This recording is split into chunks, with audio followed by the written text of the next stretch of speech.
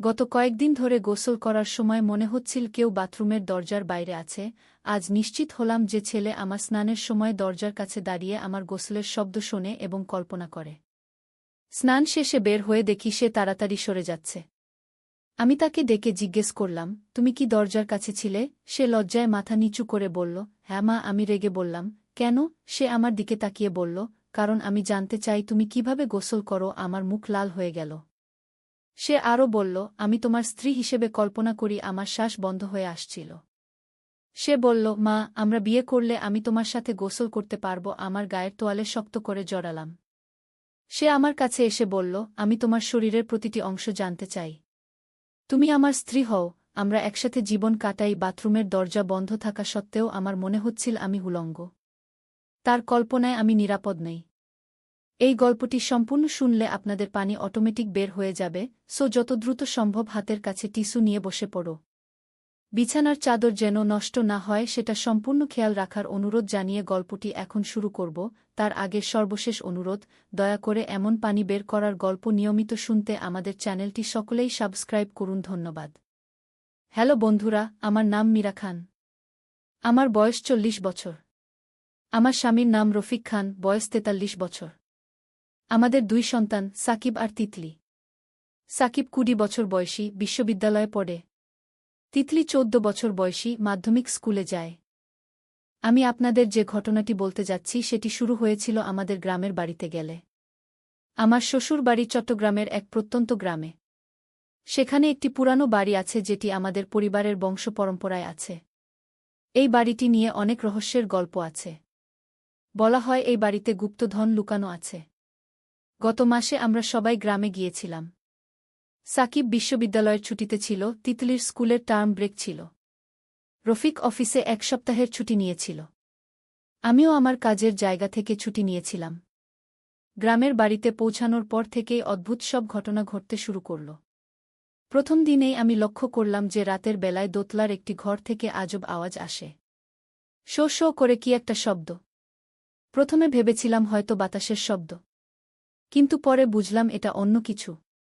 দ্বিতীয় দিন সন্ধ্যায় সাকিব আমার কাছে এসে বলল, মা, এই বাড়িটাতে কি যেন একটা লুকানো আছে। আমি দাদুর পুরানো ডায়েরি খুঁজে পেয়েছি। সে আমার হাতে একটি চামড়ার বাঁধানো পুরানো খাতা দিল। খাতাটি হলুদ হয়ে গেছে, পাতাগুলো ভঙ্গুর। আমি খাতাটি খুলে দেখলাম ভিতরে আরবি আর বাংলায় মিশিয়ে কিছু লেখা আছে। বেশিরভাগ লেখাই আমার পড়তে কষ্ট হচ্ছিল, তবে কিছু অংশ বুঝতে পারলাম। লেখা ছিল, রূপোর চাঁদের নিচে 7 ধাপ নেমে গেলে গু। এরপর আর কিছুই স্পষ্ট ছিল না। সেই রাতে খাওয়া দাওয়ার পর আমরা সবাই বসে ডায়েরিটা নিয়ে আলোচনা করছিলাম। রফিক বলল, এসব অতীতের কিছু কুসংস্কার হতে পারে। আমাদের এসব নিয়ে মাথা না ঘামানোই ভালো। কিন্তু সাকিব আর তিতলি খুবই উৎসুক হয়ে উঠেছিল। তিতলি বলল, মা, আমরা খুঁজে দেখি না এখানে কি আছে। হয়তো সত্যিই কিছু মূল্যবান জিনিস পাব। আমি প্রথমে রাজি ছিলাম না, কিন্তু পরিবারের সবার জোরাজুরিতে শেষ পর্যন্ত রাজি হলাম। পরের দিন সকালে আমরা বাড়ির চারদিকে খোঁজাখুঁজি শুরু করলাম। বাড়ির পিছনে একটি পুরানো কুয়া আছে। কুয়াটি অনেক দিন ধরে ব্যবহার হয় না। সাকিব বলল, মা, এই কুয়াটার দিকে একবার দেখি। আমরা সবাই কুয়ার কাছে গেলাম। কুয়ার চারপাশে ঘন ঝোপঝাড়। পরিষ্কার করতে বেশ কিছুক্ষণ লাগল। তারপর দেখলাম কুয়ার মুখে একটি পাথরের ঢাকনা আছে। ঢাকনাটিতে কিছু কারুকাজ আছে, চাঁদ আর তারার মতো নকশা। রফিক আর সাকিব মিলে পাথরের ঢাকনাটি সরানোর চেষ্টা করল। অনেক কষ্টে ঢাকনাটি একপাশে সরে গেল। কুয়ার ভিতরে তাকিয়ে দেখি অনেক গভীর। নিচে কিছু দেখা যাচ্ছে না। সাকিব একটি দড়ি আর টর্চ নিয়ে এলো। দড়ি দিয়ে টর্চটি কুয়ার ভিতরে নামিয়ে দিল। টর্চের আলোতে দেখলাম কুয়ার তলায় পানি নেই। পানি শুকিয়ে গেছে। তবে কুয়ার এক পাশে একটি ছোট দরজার মতো কিছু দেখা যাচ্ছে। তিতলি উৎসাহ নিয়ে বলল, মা, ওখানে একটা গুপ্ত পথ আছে মনে হয়। আমার কিন্তু একটু ভয় লাগছিল। এত গভীর জায়গায় নামতে হবে, কিছু হলে কি করব? কিন্তু রফিক বলল, চলো একবার দেখেই আসি। হয়তো কিছু ইন্টারেস্টিং পাব। আমরা একটি লম্বা দড়ির মই বানালাম। সাকিব প্রথমে নামবে, তারপর আমি, তারপর তিতলি আর সবশেষে রফিক। কুয়ার ভিতরে নামার পর দেখলাম আসলেই একটি ছোট দরজা আছে। দরজাটি খুব পুরানো, কাঠে পোকা ধরেছে। সাকিব দরজা ধাক্কা দিয়ে খুলল। ভিতরে একটি সুড়ঙ্গ পথ। আমরা টর্চের আলোতে সুডঙ্গ পথে এগিয়ে চললাম। পথটা বেশ চওড়া, একসাথে দুইজন হাঁটা যায়। দেয়ালে পুরানো কিছু ছবি আঁকা আছে। ছবিগুলো দেখে মনে হলো এগুলো অনেক পুরানো, হয়তো কয়েকশো বছরের পুরানো। প্রায় 10 মিনিট হাঁটার পর আমরা একটি বড় ঘরে পৌঁছালাম। ঘরটি গোল আকৃতির, চারপাশে পাথরের দেয়াল, মাঝখানে একটি পাথরের বেদি। বেদিটার উপরে একটি সোনালি রঙের বাক্স রাখা আছে। তিতলি উৎসুক হয়ে বলল, মা, এই বাক্সটায় কি আছে? আমিও কৌতূহলী হয়ে উঠেছিলাম। সাকিব বাক্সটি নিয়ে দেখল। বাক্সটিতে একটি তালা লাগানো আছে। তালাটিও অনেক পুরানো। রফিক বলল, এই তালা ভাঙার কোনো উপায় আছে? সাকিব পকেট থেকে একটি ছোট হাতুড়ি আর ছেনি বের করল। আমি বিশ্ববিদ্যালয়ে আর্কিওলজি পড়ি, তাই এসব টুলস রাখি গু। সাবধানে তালাটি ভাঙার পর বাক্স খোলা গেল। ভিতরে একটি পুরানো কাপড়ে মোড়ানো কিছু আছে। কাপড়টি সরিয়ে দেখি একটি সোনার মুদ্রা, কিছু রূপার গহনা আর একটি পুরানো নকশা করা ছুরি। কিন্তু সবচেয়ে আশ্চর্যের বিষয় হল একটি চিঠি। চিঠিটি বাংলায় লেখা, তবে বানান আর ভাষা অনেক পুরানো। চিঠিটি পড়ে আমরা জানতে পারলাম এই বাড়ির প্রতিষ্ঠাতা হাকিম সাহেব তার সম্পদের একটি অংশ এখানে লুকিয়ে রেখেছিলেন। চিঠিতে আরও লেখা ছিল যে এই গুপ্ত ঘরে আরেকটি রহস্য লুকানো আছে।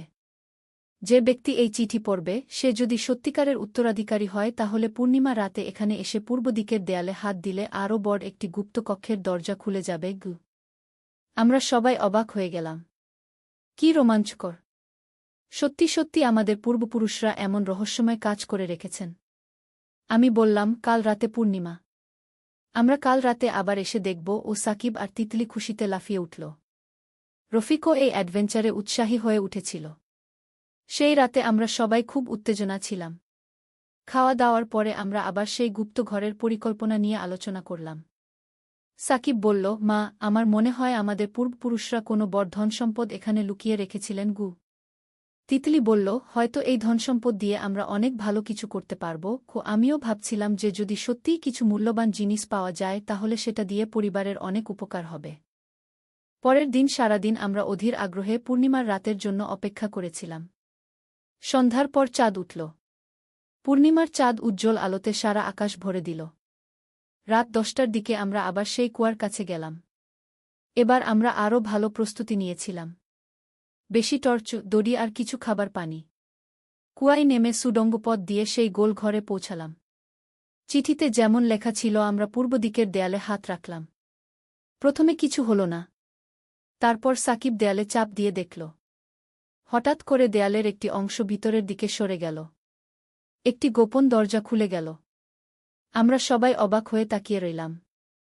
এই দরজার ওপারে আরেকটি ঘর। এই ঘরটি আগের ঘরের চেয়েও বড়। ঘরের মাঝখানে একটি বড় পাথরের টেবিল। টেবিলের উপরে অনেকগুলো সোনার মুদ্রা, রূপার পাত্র আর কিছু রত্ন পাথর রাখা আছে। কিন্তু সবচেয়ে আশ্চর্যের বিষয় হল ঘরের এক কোণে একটি বড় বইয়ের তাক। তাকে অনেকগুলো পুরানো বই আর পাণ্ডুলিপি রাখা আছে। আমি একটি বই হাতে নিয়ে দেখলাম। বইটিতে আজুর্বেদ আর হার্বাল ঔষধ সম্পর্কে লেখা আছে। আরেকটি বইতে জ্যোতিষশাস্ত্র সম্পর্কে বিস্তারিত আলোচনা আছে। রফিক বলল, এই বইগুলো তো অমূল্য। এগুলো দিয়ে অনেক মানুষের উপকার করা যাবে। আমিও একমত হলাম। এই জ্ঞান আর সম্পদ শুধু আমাদের ব্যক্তিগত ব্যবহারের জন্য না রেখে সমাজের কল্যাণে ব্যবহার করা উচিত। সাকিব একটি পাণ্ডুলিপি নিয়ে পড়ছিল। সে বলল, মা, এইখানে একটি হাসপাতাল বানানোর পরিকল্পনা আছে। আমাদের পূর্বপুরুষ হাকিম সাহেব একটি চিকিৎসালয় স্থাপন করতে চেয়েছিলেন গরিব মানুষদের সেবার জন্য। তিতলি উৎসাহ নিয়ে বলল, তাহলে আমরাও সেই পরিকল্পনা বাস্তবায়ন করতে পারি। এই সম্পদ দিয়ে গ্রামে একটি স্বাস্থ্যকেন্দ্র বানাব। আমার মন খুশিতে ভরে গেল। আমাদের পরিবারের এই অ্যাডভেঞ্চার শুধু রোমাঞ্চকর ছিল না, এটি আমাদের একটি মহৎ উদ্দেশ্যও দিয়েছিল। পরের কয়েকদিন আমরা এই গুপ্ত কক্ষে বিভিন্ন জিনিস নিয়ে গবেষণা করলাম। বইগুলো পড়ে আমরা অনেক নতুন জ্ঞান অর্জন করলাম। সাকিব তার বিশ্ববিদ্যালয়ের প্রফেসরদের সাথে যোগাযোগ করে এই আবিষ্কার সম্পর্কে জানাল। প্রফেসররা এই আবিষ্কারে খুবই আগ্রহী হয়ে উঠলেন। তারা বললেন, এই পাণ্ডুলিপিগুলো ইতিহাসের দিক থেকে অত্যন্ত গুরুত্বপূর্ণ। এগুলো সংরক্ষণ করা জরুরি। আমরা স্থানীয় প্রশাসনের সাথেও যোগাযোগ করলাম। তারা এই ঐতিহাসিক আবিষ্কারে খুশি হয়ে আমাদের সাহায্য করার প্রতিশ্রুতি দিলেন। 1 সপ্তাহ পর আমাদের গ্রামে একটি বিশেষ অনুষ্ঠানের আয়োজন করা হল। স্থানীয় মানুষজন, সরকারি কর্মকর্তারা আর বিশ্ববিদ্যালয়ের গবেষকরা এসেছিলেন। অনুষ্ঠানে আমি বক্তব্য দিলাম। বললাম, এই আবিষ্কার আমাদের শুধু সম্পদ দেয়নি, এটি আমাদের দায়িত্ববোধও দিয়েছে। আমরা এই সম্পদ দিয়ে গ্রামের মানুষের সেবায় কাজ করব। সেই অনুষ্ঠানেই আমরা ঘোষণা দিলাম যে আমাদের পূর্বপুরুষের স্বপ্ন অনুযায়ী এখানে একটি স্বাস্থ্য কেন্দ্র স্থাপন করা হবে। সেই সাথে একটি গ্রন্থাগার আর গবেষণা কেন্দ্রও থাকবে। রফিক তার চাকরি থেকে অবসর নিয়ে এই প্রকল্পের দায়িত্ব নিল। সাকিব তার পড়াশোনা শেষ করে এই কাজে যোগ দেওয়ার পরিকল্পনা করল। তিতলিও বড় হয়ে এই কাজে অংশ নেওয়ার ইচ্ছা প্রকাশ করল। 1 বছর পরে আমাদের স্বপ্নের স্বাস্থ্যকেন্দ্র উদ্বোধন হল। প্রতিদিন শত শত গ্রামীণ মানুষ এখানে চিকিৎসা সেবা নিতে আসে। পুরানো পাণ্ডুলিপির আয়ুর্বেদিক চিকিৎসা পদ্ধতি আধুনিক চিকিৎসার সাথে মিশিয়ে অনেক রোগীর উপকার হচ্ছে। গ্রন্থাগারে এলাকার ছাত্রছাত্রীরা নিয়মিত পড়াশোনা করে। আর গবেষণা কেন্দ্রে বিভিন্ন বিশ্ববিদ্যালয়ের গবেষকরা আসেন নতুন নতুন আবিষ্কারের জন্য। আমাদের এই অ্যাডভেঞ্চার আমাদের শুধু পারিবারিকভাবে কাছে নিয়ে আসেনি, এটি আমাদের সমাজের প্রতি দায়বদ্ধতাও শিখিয়েছে। আমরা বুঝেছি যে সত্যিকারের সম্পদ হল যে জ্ঞান আর সেবা দিয়ে মানুষের কল্যাণ করা যায়। এখন যখনই আমি সেই পুরানো কুয়ার দিকে তাকাই, মনে হয় এটি শুধু একটি কুয়া না। এটি আমাদের অতীত, বর্তমান আর ভবিষ্যতের সেতুবন্ধন। আমাদের পূর্বপুরুষদের স্বপ্ন আর আমাদের দায়িত্বের সংযোগস্থল। সাকিব এখন আর্কিওলজিস্ট হয়েছে। সে এই অঞ্চলের বিভিন্ন ঐতিহাসিক স্থান নিয়ে গবেষণা করে। তার কাজের মাধ্যমে আরও অনেক রহস্যময় জায়গার সন্ধান পেয়েছি আমরা। গত মাসে সাকিব আরেকটি আশ্চর্যজনক আবিষ্কার করেছে। আমাদের বাড়ি থেকে 2 কিলোমিটার দূরে একটি পাহাড়ের গুহায় সে প্রাচীন মুদ্রা আর পাথরে খোদাই করা লিপি খুঁজে পেয়েছে। সেই লিপি পড়ে জানা গেছে যে এই এলাকায় একসময় একটি সমৃদ্ধ রাজ্য ছিল। তিতলিও এখন 16 বছর বয়সে পৌঁছেছে। সে পড়াশোনার পাশাপাশি আমাদের স্বাস্থ্যকেন্দ্রে স্বেচ্ছাসেবী হিসেবে কাজ করে। তার স্বপ্ন ডাক্তার হয়ে এই এলাকার মানুষের আরও ভালো সেবা দেওয়া। রফিক এখন স্থায়ীভাবে গ্রামে থাকে। সে স্বাস্থ্যকেন্দ্রের প্রশাসনিক দায়িত্ব সামলায়। তার নেতৃত্বে আমাদের কেন্দ্রটি এখন জেলার সবচেয়ে ভালো স্বাস্থ্য সেবা প্রদানকারী প্রতিষ্ঠান হিসেবে পরিচিত। আর আমি এখন একজন লেখক হয়ে উঠেছি। আমাদের এই অভিজ্ঞতা আর গ্রামের মানুষের গল্প নিয়ে বই লিখি। আমার প্রথম বই গুপ্তধনের সন্ধানে খুব বেশ জনপ্রিয় হয়েছে। কিন্তু আমাদের অ্যাডভেঞ্চার এখানেই শেষ নয়। গত সপ্তাহে একটি অদ্ভুত ঘটনা ঘটেছে। আমাদের স্বাস্থ্যকেন্দ্রে একজন বয়স্ক মানুষ এসেছিলেন। তিনি বলেছেন তার কাছে আরেকটি গুপ্ত তথ্য আছে। তিনি দাবি করেছেন যে এই এলাকায় আরও বড় একটি গুপ্ত কক্ষ আছে যেখানে প্রাচীন চিকিৎসা শাস্ত্রের অমূল্য পাণ্ডুলিপি রয়েছে। সেই বৃদ্ধ মানুষটির নাম করিম মিয়া। তার বয়স 80 বছর। তিনি বলেছেন তার দাদা তাকে বলেছিলেন এই গোপন কথা। তিনি আমাদের বিশ্বস্ত মনে করে এই তথ্য শেয়ার করেছেন। করিম মিয়া বলেছেন, মীরা বেটি, তোমরা যে কাজ করছো সেটা দেখে আমার মন খুশি।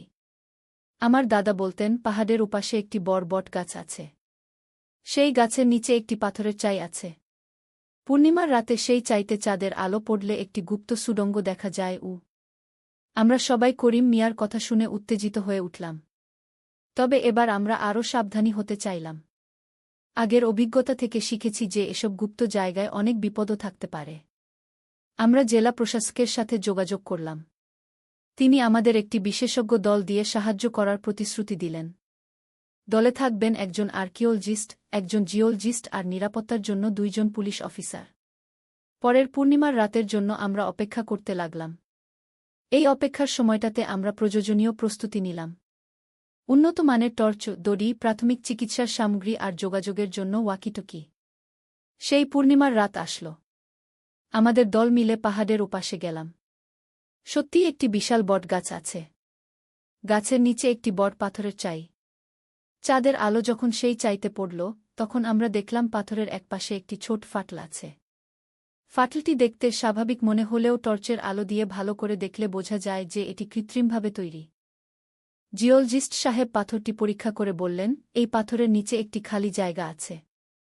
সম্ভবত একটি গুহা বা কক্ষও। আর্কিওলজিস্ট সাহেব বললেন, আমরা খুব সাবধানে এগোব।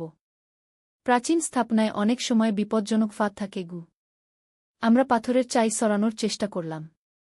অনেক কষ্টে সরানোর পর দেখলাম নিচে একটি সিঁড়ি নেমে গেছে। সিঁড়িটি পাথর দিয়ে তৈরি, বেশ চওড়া। এবার আমরা আরও সংগঠিতভাবে নামলাম। প্রথমে পুলিশ অফিসার, তারপর আর্কিওলজিস্ট, তারপর আমি আর রফিক। সাকিব আর তিতলি উপরে থেকে নিরাপত্তা দিচ্ছিল। সিঁড়ি দিয়ে নেমে আমরা একটি দীর্ঘ করিডোরে পৌঁছালাম। করিডোরের দুই পাশে বিভিন্ন চিত্রকর্ম আঁকা আছে। চিত্রগুলো দেখে বোঝা যায় এগুলো চিকিৎসা বিজ্ঞান সম্পর্কিত। করিডোর দিয়ে হেঁটে যেতে যেতে আমরা কয়েকটি ছোট কক্ষ পেলাম। একটি কক্ষে বিভিন্ন ধরনের পাত্র রাখা আছে, সম্ভবত ঔষধ সংরক্ষণের জন্য ব্যবহার হতো। আরেকটি কক্ষে একটি পাথরের বেড আছে। বেডের পাশে বিভিন্ন যন্ত্রপাতি রাখা আছে যেগুলো দেখতে চিকিৎসার সরঞ্জামের মতো। কিন্তু সবচেয়ে আশ্চর্যজনক কক্ষটি ছিল সবশেষে। এই কক্ষটি একটি বিশাল গ্রন্থাগারের মতো। চারপাশে পাথরের তাকে অসংখ্য বই আর পাণ্ডুলিপি রাখা আছে। আর্কিওলজিস্ট সাহেব বললেন, এটি তো অবিশ্বাস্য। এত প্রাচীন চিকিৎসা গ্রন্থ এক জায়গা। এগুলো 1000 বছরের পুরানো হতে পারে কি? আমি একটি পাণ্ডুলিপি হাতে নিয়ে দেখলাম। এতে বিভিন্ন রোগের চিকিৎসা পদ্ধতি লেখা আছে। কিছু কিছু চিকিৎসা পদ্ধতি এত উন্নত যে আধুনিক চিকিৎসা বিজ্ঞানেও সেগুলো ব্যবহার করা হয়। রফিক বলল, এই জ্ঞান যদি আমরা সঠিকভাবে ব্যবহার করতে পারি তাহলে অনেক দুরারোগ্য ব্যাধির চিকিৎসা সম্ভব হবে। আমরা এই আবিষ্কারের খবর দেশের স্বাস্থ্য মন্ত্রণালয়ে পাঠালাম। তারা একটি বিশেষজ্ঞ কমিশন গঠন করে এই পাণ্ডুলিপিগুলো গবেষণার জন্য পাঠালেন। কয়েক মাস পরে গবেষণার ফলাফল এলো। বিশেষজ্ঞরা বললেন যে এই পাণ্ডুলিপিগুলোতে এমন সব চিকিৎসা পদ্ধতির বর্ণনা আছে যেগুলো আধুনিক বিজ্ঞানে হারিয়ে গিয়েছিল। একটি পাণ্ডুলিপিতে ক্যান্সার চিকিৎসার একটি প্রাকৃতিক পদ্ধতির বর্ণনা ছিল। আরেকটিতে ছিল হৃদরোগের চিকিৎসা। এমনকি মানসিক রোগের চিকিৎসার জন্য বিশেষ পদ্ধতি বর্ণিত ছিল। সরকার আমাদের এলাকায় একটি জাতীয় চিকিৎসা গবেষণা কেন্দ্র স্থাপনের ঘোষণা দিল। এই কেন্দ্রে প্রাচীন আর আধুনিক চিকিৎসা পদ্ধতিকে একসাথে নিয়ে গবেষণা হবে। আমাদের পরিবারকে এই গবেষণা কেন্দ্রের ট্রাস্টি বোর্ডে রাখা হয়েছে। আমরা নিশ্চিত করব যে এই গবেষণার ফল যেন সাধারণ মানুষের কাছে পৌঁছায়। এখন আমাদের গ্রাম শুধু একটি সাধারণ গ্রাম নয়। এটি দেশের একটি গুরুত্বপূর্ণ চিকিৎসা গবেষণা কেন্দ্র। দেশ-বিদেশ থেকে গবেষকরা আসেন এখানে। সাকিব এখন এই গবেষণা কেন্দ্রের একজন গুরুত্বপূর্ণ সদস্য। তিতলি মেডিকেল কলেজে ভর্তি হয়েছে। তার স্বপ্ন এখানে ফিরে এসে কাজ করা। রফিক আর আমি এখন পুরোপুরি এই কাজে নিবেদিত প্রাণ। আমরা দেখেছি যে একটি পারিবারিক অ্যাডভেঞ্চার কিভাবে সমাজের বৃহত্তর কল্যাণে রূপ নিতে পারে। আমাদের এই গল্পটি এখানেই শেষ নয়। কারণ জ্ঞানের অন্বেষণ আর মানুষের সেবা কখনো শেষ হয় না। প্রতিদিন নতুন কিছু আবিষ্কার হয়, নতুন কোনো রহস্যের সমাধান হয়। আর আমি এখনও সেই স্বপ্ন দেখি যেখানে আমাদের এই ছোট্ট উদ্যোগ একদিন বিশ্বের সব মানুষের কাছে পৌঁছাবে। যেখানে আমাদের পূর্বপুরুষদের রেখে যাওয়া জ্ঞান নতুন প্রজন্মের কাছে পৌঁছে যাবে। এই হল আমাদের গল্প। একটি সাধারণ পারিবারিক কৌতূহল থেকে শুরু হয়ে এটি হয়ে উঠেছে একটি বিশাল সামাজিক আন্দোলন। আমরা শিখেছি যে সত্যিকারের রহস্য আর রোমাঞ্চ লুকিয়ে থাকে মানুষের সেবায়, জ্ঞানের বিতরণে আর সমাজের কল্যাণে। সত্যের আলো, একটি ইসলামিক গল্প। প্রথম অধ্যায়, অন্ধকারের যুগ। বহু বছর আগে মধ্যযুগের এক সময়ে আন্দালুসিয়ার কর্ডোবা শহরে বাস করতেন এক তরুণ আলেম নাম ইব্রাহিম ইবনে আহমদ। তিনি ছিলেন একজন জ্ঞানী ও ধর্মপরায়ণ ব্যক্তি, যিনি কুরআন ও হাদিসের গভীর অধ্যয়নে নিমগ্ন থাকতেন। তার পিতা আহমদ ইবনে ইউসুফ ছিলেন একজন বিখ্যাত বিচারক, আর মাতা ফাতিমা বিনতে সালেহা ছিলেন একজন পরহেজগার নারী। ইব্রাহিমের জীবনে এক বিশাল পরিবর্তন আসে যখন তার পিতা হঠাৎ করে মৃত্যুবরণ করেন। পিতার মৃত্যুর পর পরিবারে নেমে আসে দুর্দিন। তাদের সম্পত্তি জবরদখল করে নিয়ে দুর্নীতিবাজ কিছু কর্মকর্তা। ইব্রাহিম ও তার মা অর্থনৈতিক সংকটে পড়েন। এই কঠিন সময়ে ইব্রাহিম আল্লাহর কাছে অধিক ধর্মপরায়ণতার সাথে প্রার্থনা করতে শুরু করেন। তিনি প্রতিদিন ভোরবেলা মসজিদে গিয়ে তাহাজ্জুদ নামাজ পড়তেন এবং কুরআন তিলাওয়াত করতেন। একদিন সকালে তিনি তার প্রিয় মসজিদে গিয়ে দেখেন যে সেখানে এক বৃদ্ধ দরবেশ বসে আছেন। বৃদ্ধ দরবেশটি দেখতে অত্যন্ত সাদামাটা, কিন্তু তার চোখে ছিল অদ্ভুত এক জ্যোতি। তিনি ইব্রাহিমকে দেখে মুচকি হাসলেন এবং বললেন, বৎস, তুমি কি জানো যে আল্লাহ তাআলা তাদের পরীক্ষা করেন যাদের তিনি ভালোবাসেন? ইব্রাহিম উত্তর দিলেন, হ্যাঁ শাইখ। কিন্তু কখনো কখনো মনে হয় যে এই পরীক্ষা অনেক কঠিন। বৃদ্ধ দরবেশ বললেন, আল্লাহর রহমত অসীম বৎস। তুমি যদি ধৈর্য ধারণ করো এবং আল্লাহর উপর ভরসা রাখো, তাহলে দেখবে যে প্রতিটি কষ্টের পরেই রয়েছে স্বস্তি। এই কথোপকথনের পর দরবেশটি ইব্রাহিমকে একটি পুরানো কুরআনের কপি দিলেন। তিনি বললেন, এই কিতাবটি তোমার দাদার ছিল। তিনি আমার কাছে এটি রেখে গিয়েছিলেন তোমার জন্য। এর মধ্যে লুকানো আছে বিশেষ কিছু গান যা তোমার জীবনে পরিবর্তন আনবে গি। ইব্রাহিম কুরআনটি হাতে নিয়ে দেখলেন যে এটি অত্যন্ত পুরানো এবং এর পাতাগুলিতে বিভিন্ন টিকা লেখা রয়েছে। তিনি দরবেশটিকে ধন্যবাদ জানাতে চাইলেন, কিন্তু ফিরে তাকিয়ে দেখলেন যে দরবেশটি অদৃশ্য হয়ে গেছেন। দ্বিতীয় অধ্যায়, রহস্যময় কুরআন। বাড়ি ফিরে ইব্রাহিম মনোযোগ সহকারে কুরআনটি পড়তে শুরু করলেন। তিনি দেখলেন যে মার্জিনে লেখা টিকাগুলি আরবি, ফার্সি এবং অন্য কোনো ভাষায় লেখা। সেই রাতে তিনি স্বপ্নে দেখলেন যে তার দাদা তার কাছে এসেছেন। স্বপনে তার দাদা বললেন, প্রিয় নাতি, এই কুরআনটি শুধু একটি সাধারণ কিতাব নয়। এর মধ্যে রয়েছে আমাদের পরিবারের গোপন ইতিহাস এবং এমন কিছু গান যা তোমাকে সত্যিকারের সম্পদের দিকে নিয়ে যাবে গু। কিন্তু দাদাজান, আমি তো এই টিকাগুলি পড়তে পারছি না, গে ইব্রাহিম বললেন। ধৈর্য রাখো বৎস। আল্লাহ যখন চাইবেন তখন তোমার কাছে সবকিছু স্পষ্ট হয়ে যাবে। তবে মনে রেখো, প্রকৃত সম্পদ হল গান এবং আল্লাহর সন্তুষ্টি গু। পরদিন সকালে ঘুম থেকে উঠে ইব্রাহিম আবার কুরআনটি নিয়ে বসলেন। হঠাৎ করে তিনি লক্ষ্য করলেন যে সূরা আল বাকারার একটি আয়াতের পাশে একটি ছোট্ট ম্যাপ আঁকা রয়েছে। ম্যাপটি দেখে তার মনে হল এটি কর্ডোভা শহরের কোনো অংশের নকশা। ইব্রাহিম সিদ্ধান্ত নিলেন যে তিনি এই ম্যাপ অনুসরণ করে দেখবেন কোথায় তা নিয়ে যায়। তিনি তার মাকে বিষয়টি জানালেন। তার মা ফাতিমা প্রথমে চিন্তিত হলেন, কিন্তু পরে বললেন, বৎস, তোমার দাদা সত্যিই একজন বিশেষ মানুষ ছিলেন। তিনি যদি কিছু রেখে গিয়ে থাকেন তাহলে তা অবশ্যই কোনো ভালো উদ্দেশ্যে গিয়ে। তৃতীয় অধ্যায়, রহস্যময় যাত্রা। পরদিন জুমার নামাজের পর ইব্রাহিম ম্যাপ অনুসরণ করে বের হলেন। ম্যাপটি তাকে শহরের পুরানো অংশে নিয়ে গেল, যেখানে ছিল প্রাচীন একটি লাইব্রেরি। এই লাইব্রেরিটি খুদার আল হিকমাহ গানের ঘর নামে পরিচিত ছিল। লাইব্রেরিতে প্রবেশ করে ইব্রাহিম দেখলেন যে সেখানে হাজার হাজার পুরানো পুস্তক রয়েছে। লাইব্রেরির রক্ষক ছিলেন এক বৃদ্ধ আলেম নামে আবু ইউসুফ। তিনি ইব্রাহিমকে দেখে বললেন, তুমি নিশ্চয়ই আহমদ ইবনে ইউসুফের পুত্র? জি হ্যাঁ, আমি ইব্রাহিম। তিনি উত্তর দিলেন, তোমার দাদা আবদুল্লাহ ইবনে ইব্রাহিম আমার খুব প্রিয় বন্ধু ছিলেন। তিনি বলেছিলেন যে একদিন তার নাতি এখানে আসবে এবং তার রেখে যাওয়া গানভাণ্ডার খোঁজ করবে গু। আবু ইউসুফ ইব্রাহিমকে লাইব্রেরির গোপন কক্ষে নিয়ে গেলেন। সেখানে ছিল বিরল পুস্তকের সংগ্রহ। তিনি একটি বিশেষ তাক থেকে একটি পুস্তক বের করে বললেন, এটি তোমার দাদার লেখা। এর নাম মিসবাহুল হিদায়াহ, হেদায়েতের প্রদীপ। ইব্রাহিম পুস্তকটি খুলে দেখলেন যে এর মধ্যে রয়েছে গভীর ইসলামী গান, দর্শন এবং জীবনের নির্দেশনা। পুস্তকের শেষ পাতায় তার দাদা লিখেছিলেন, প্রিয় নাতি, যদি তুমি এই পুস্তক পড়ো তাহলে জেনো যে আল্লাহর পথে জ্ঞান অর্জনই সবচেয়ে বড় সম্পদ। এই লাইব্রেরিতে রয়েছে আমার সংগ্রহ করা বিশেষ পুস্তক যা মানুষের কল্যাণে ব্যবহার করবে গু। চতুর্থ অধ্যায়, জ্ঞানের আলো। আবু ইউসুফ ইব্রাহিমকে বললেন, তোমার দাদা এই লাইব্রেরির অর্ধেক অংশের মালিক ছিলেন। তিনি তার ইচ্ছাপত্রে লিখে গেছেন যে এগুলো তোমাকে দিয়ে দিতে। কিন্তু তিনি একটি শর্ত দিয়েছেন গু। কি শর্ত? ইব্রাহিম জিজ্ঞেস করলেন। তোমাকে 1 বছর এখানে এসে জ্ঞান অর্জন করতে হবে। তারপর তুমি এই জ্ঞান দিয়ে মানুষের সেবা করবে। শুধুমাত্র নিজের জন্য নয়, বরং পুরো উম্মাহর জন্য গু। ইব্রাহিম সন্তুষ্ট চিত্তে এই শর্ত মেনে নিলেন। তিনি প্রতিদিন ফজরের নামাজের পর লাইব্রেরিতে আসতেন এবং বিভিন্ন বিষয়ে অধ্যয়ন করতেন। তিনি কুরআনের তাফসির, হাদিস, ফিকাহ, চিকিৎসাশাস্ত্র, গণিত, জ্যোতির্বিদ্যা এবং দর্শনশাস্ত্র অধ্যয়ন করলেন।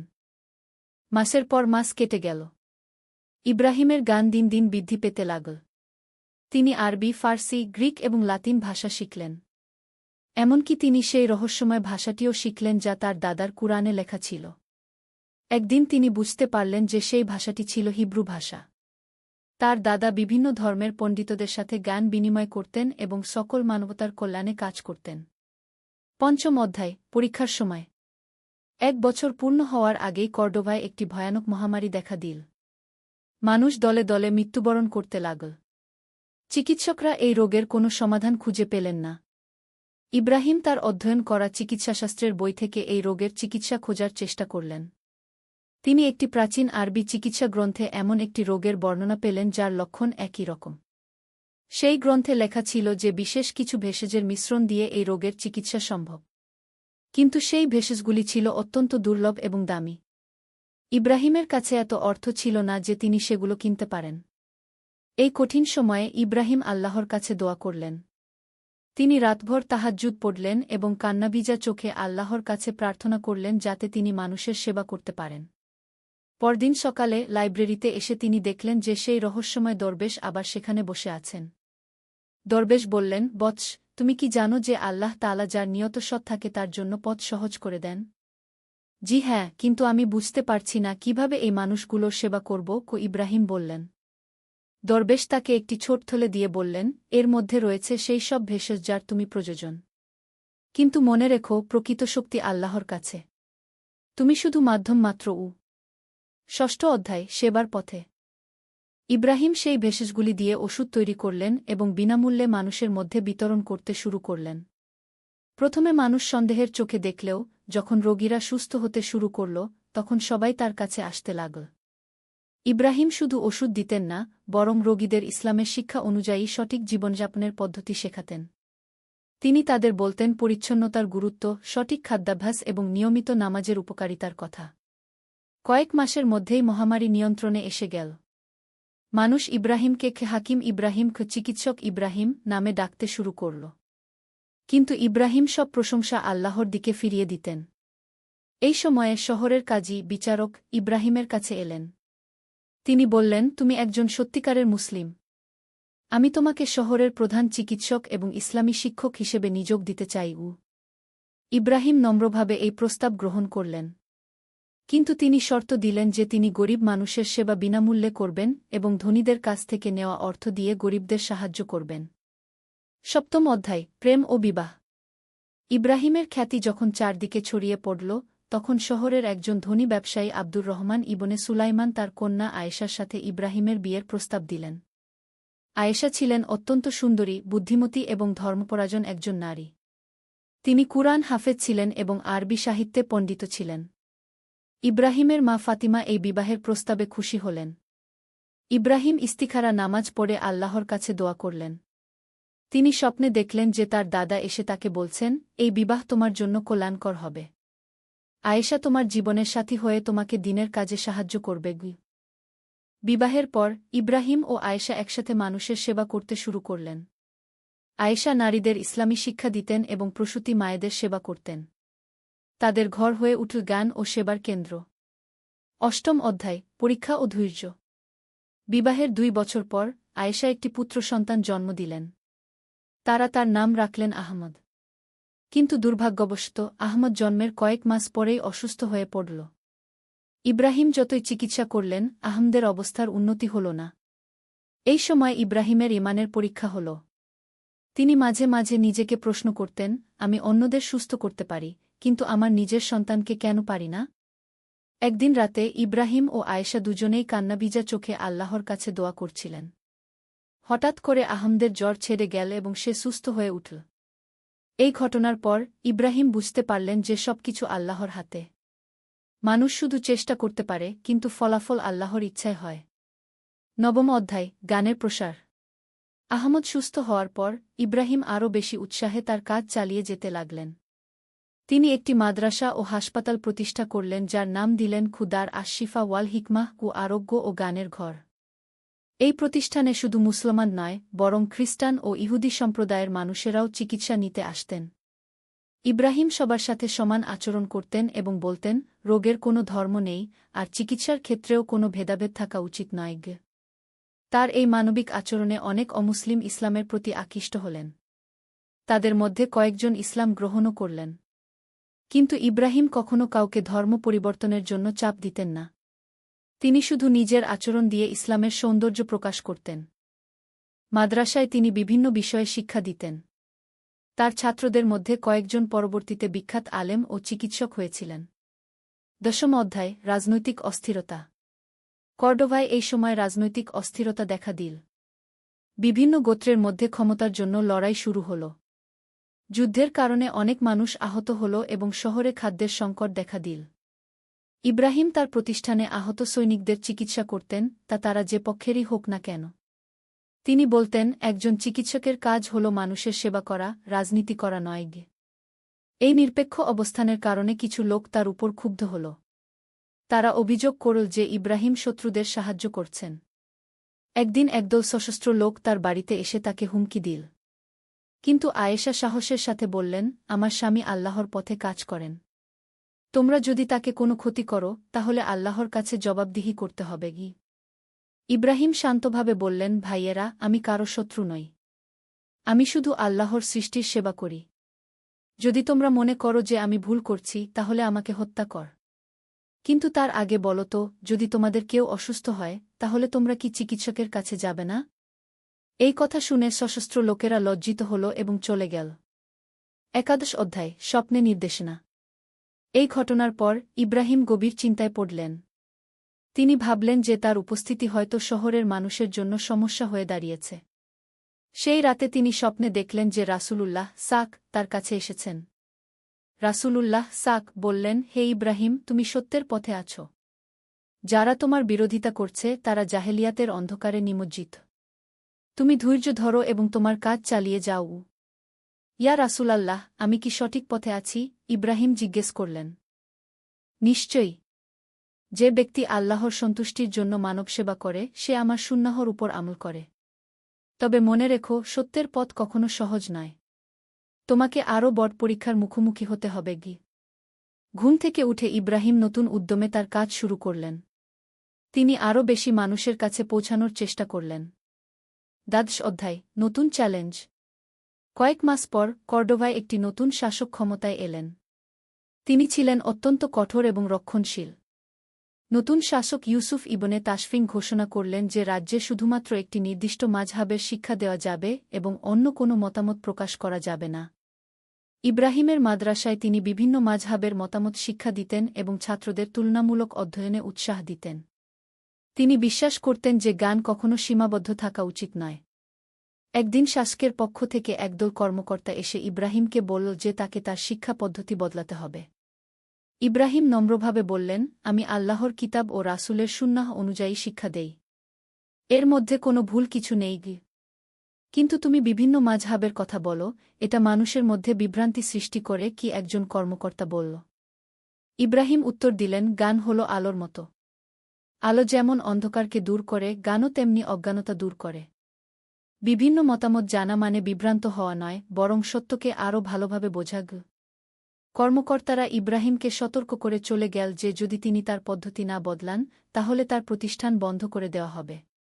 ত্রয়োদশ অধ্যায়, কঠিন সিদ্ধান্ত। ইব্রাহিম গভীর চিন্তায় পড়লেন। একদিকে তার প্রতিষ্ঠান বন্ধ হওয়ার হুমকি, অন্যদিকে তার বিবেকের কাছে জবাবদিহিতা। তিনি আয়েশার সাথে এই বিষয়ে আলোচনা করলেন। আয়েশা বললেন, স্বামী, আল্লাহ আমাদের জ্ঞান দিয়েছেন মানুষের কল্যাণের জন্য। যদি আমরা সেই জ্ঞানকে সীমিত করে ফেলি তাহলে আমরা আল্লাহর আমানতের খেয়ানত করব। ইব্রাহিম বললেন, কিন্তু যদি প্রতিষ্ঠান বন্ধ হয়ে যায় তাহলে তো কোনো মানুষের সেবাই করতে পারব না। তাহলে আমরা অন্য কোনো উপায় খুঁজে নেব। কিন্তু সত্যকে বিসর্জন দিতে পারি না। আয়েশা দৃঢ়ভাবে বললেন। সেই রাতে ইব্রাহিম তাহাজ্জুদ নামাজে দীর্ঘ দোয়া করলেন। তিনি আল্লাহর কাছে হেদায়েত চাইলেন। পরদিন সকালে তিনি সিদ্ধান্ত নিলেন যে তিনি তার নীতি থেকে সরে আসবেন না। তিনি শাসকের কাছে একটি চিঠি লিখলেন। মহামান্য শাসক, আমি আপনার প্রতি সম্মান রেখেই বলছি যে জ্ঞান আল্লাহর দান। এটি কোনো ব্যক্তি বা গোষ্ঠীর একচেটিয়া সম্পত্তি নয়। আমি কুরআন ও সুন্নাহর আলোকে শিক্ষা দিই।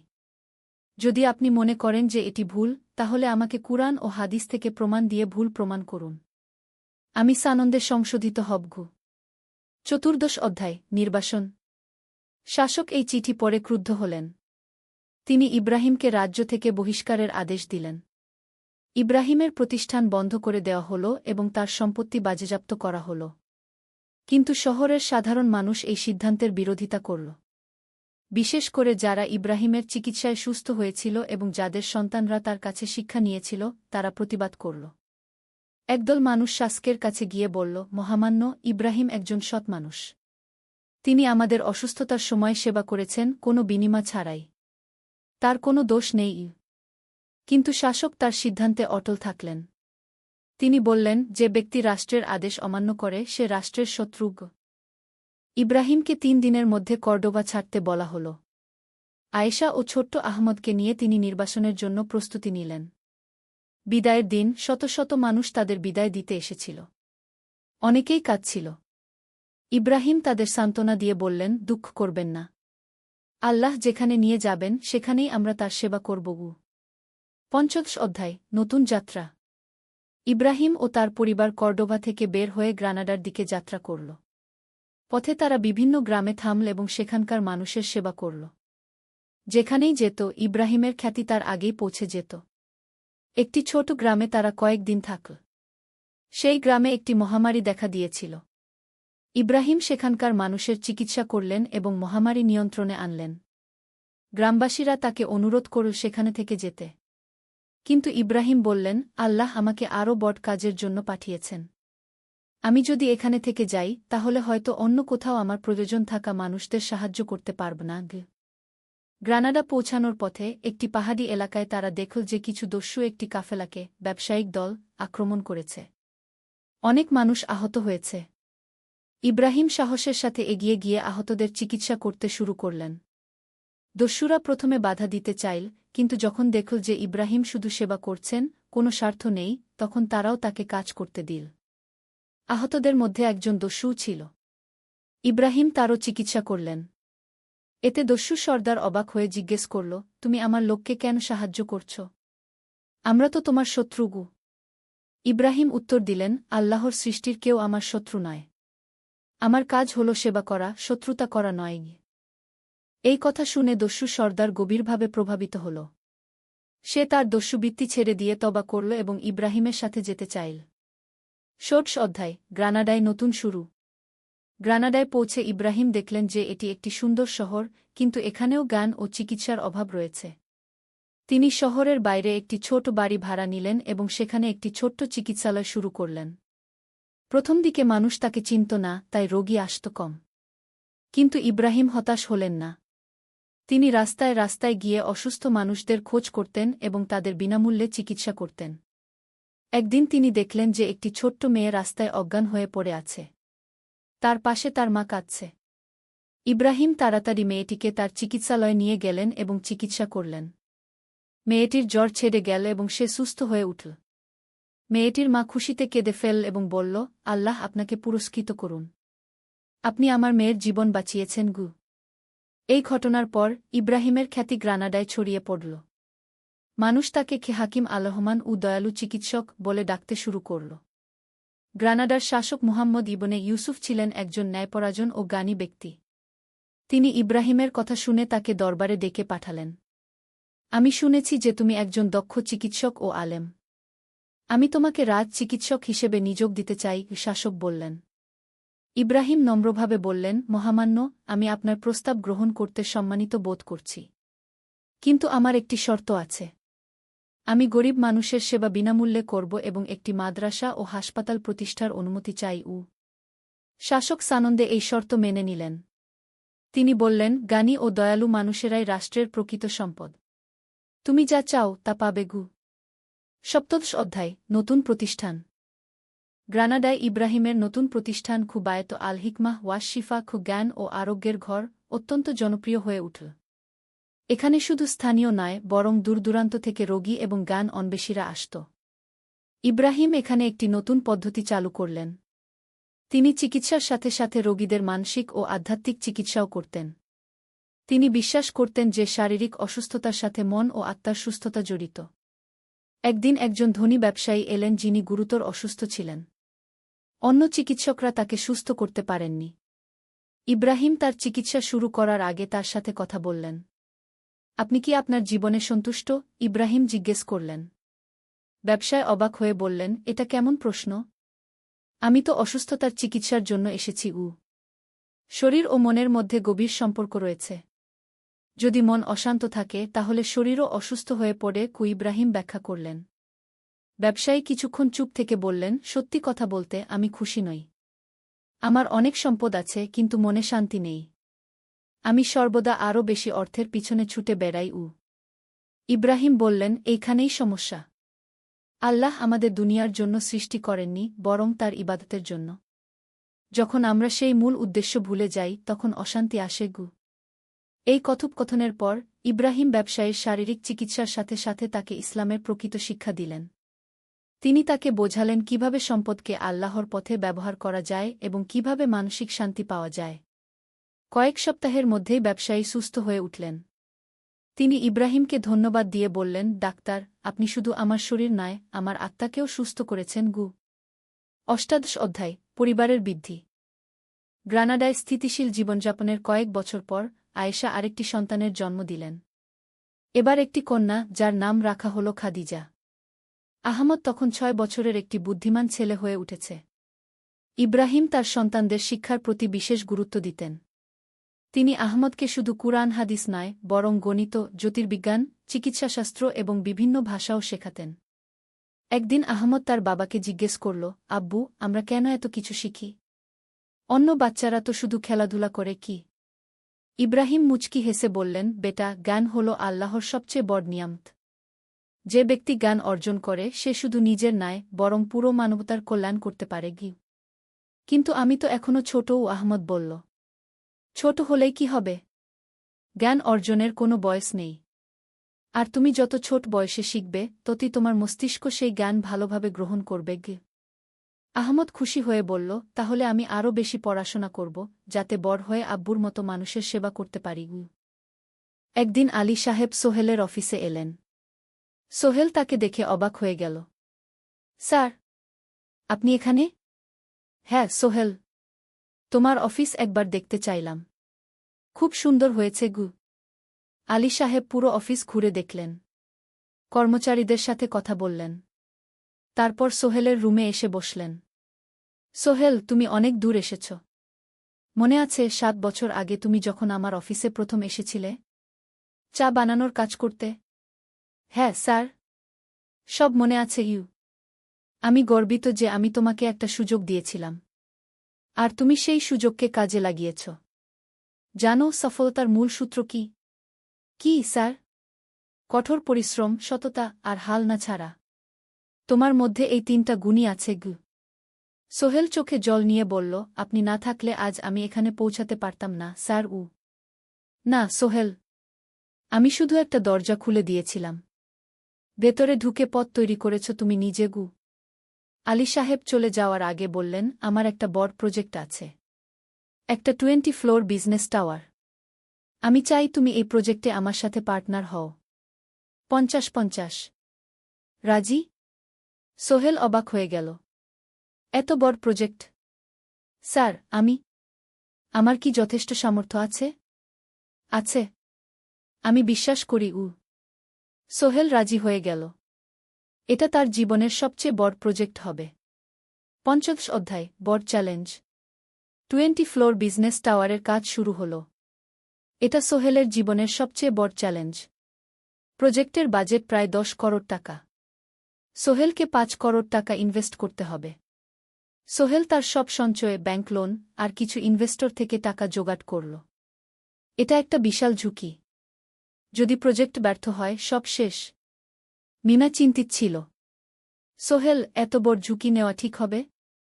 মিনা, জীবনে বড় কিছু করতে হলে ঝুঁকি নিতে হয়। আমি এই সুযোগ হাতছাড়া করতে চাই না। কিন্তু যদি কিছু ভুল হয়? ভুল হবে না। আমি আলী সাহেবের সাথে আছি, উনি আমাকে গাইড করবেন। প্রজেক্ট শুরু হল। প্রথম 6 মাস সব ভালোই চলছিল। কাজ সময়মতো হচ্ছে, বাজেট ঠিক আছে। কিন্তু 7 মাসের মাথায় একটা বড় সমস্যা দেখা দিল। একজন প্রধান ইনভেস্টর হঠাৎ তার টাকা ফেরত চাইলেন। তিনি অন্য একটা জরুরি কাজে টাকা লাগবে বলে জানালেন।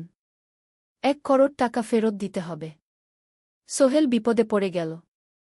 1 করোড় টাকা এখন কোথায় পাবে? প্রজেক্টে সব টাকা ঢেলে দিয়েছে। সে আলী সাহেবের সাথে কথা বলল। আলী সাহেব বললেন, চিন্তা করো না, আমি ব্যবস্থা করছি। কিন্তু আলী সাহেবও বড় একটা প্রজেক্টে আটকে আছেন। তার হাতে লিকুইড ক্যাশ নেই। সোহেল অন্য ব্যাংক থেকে লোন নেওয়ার চেষ্টা করল। কিন্তু ব্যাংক বলল, ইতিমধ্যে তার অনেক লোন আছে, নতুন লোন দিতে পারবে না। সোহেল রাতে ঘুমাতে পারছিল না। খাওয়া দাওয়া বন্ধ করে দিয়েছিল। মিনা তাকে দেখে খুব চিন্তিত হয়ে গেল। সোহেল, প্লিজ নিজেকে এভাবে শেষ করে ফেলো না। কোনো একটা রাস্তা বের হবেই। কিন্তু সোহেল কোনো রাস্তা দেখতে পাচ্ছিল না। ইনভেস্টর 15 দিন সময় দিয়েছে। 15 দিনের মধ্যে টাকা ফেরত না দিলে তিনি আইনি ব্যবস্থা নেবেন। 10 দিন কেটে গেল। সোহেল কোনো সমাধান খুঁজে পেল না।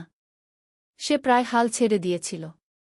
11 দিনের দিন একটা অপ্রত্যাশিত ঘটনা ঘটল। জাহিদ ভাই, সোহেলের পুরনো সহকর্মী, তার অফিসে এলেন। জাহিদ ভাই এখন একটা রিয়েল এস্টেট কোম্পানিতে সিনিয়র ম্যানেজার।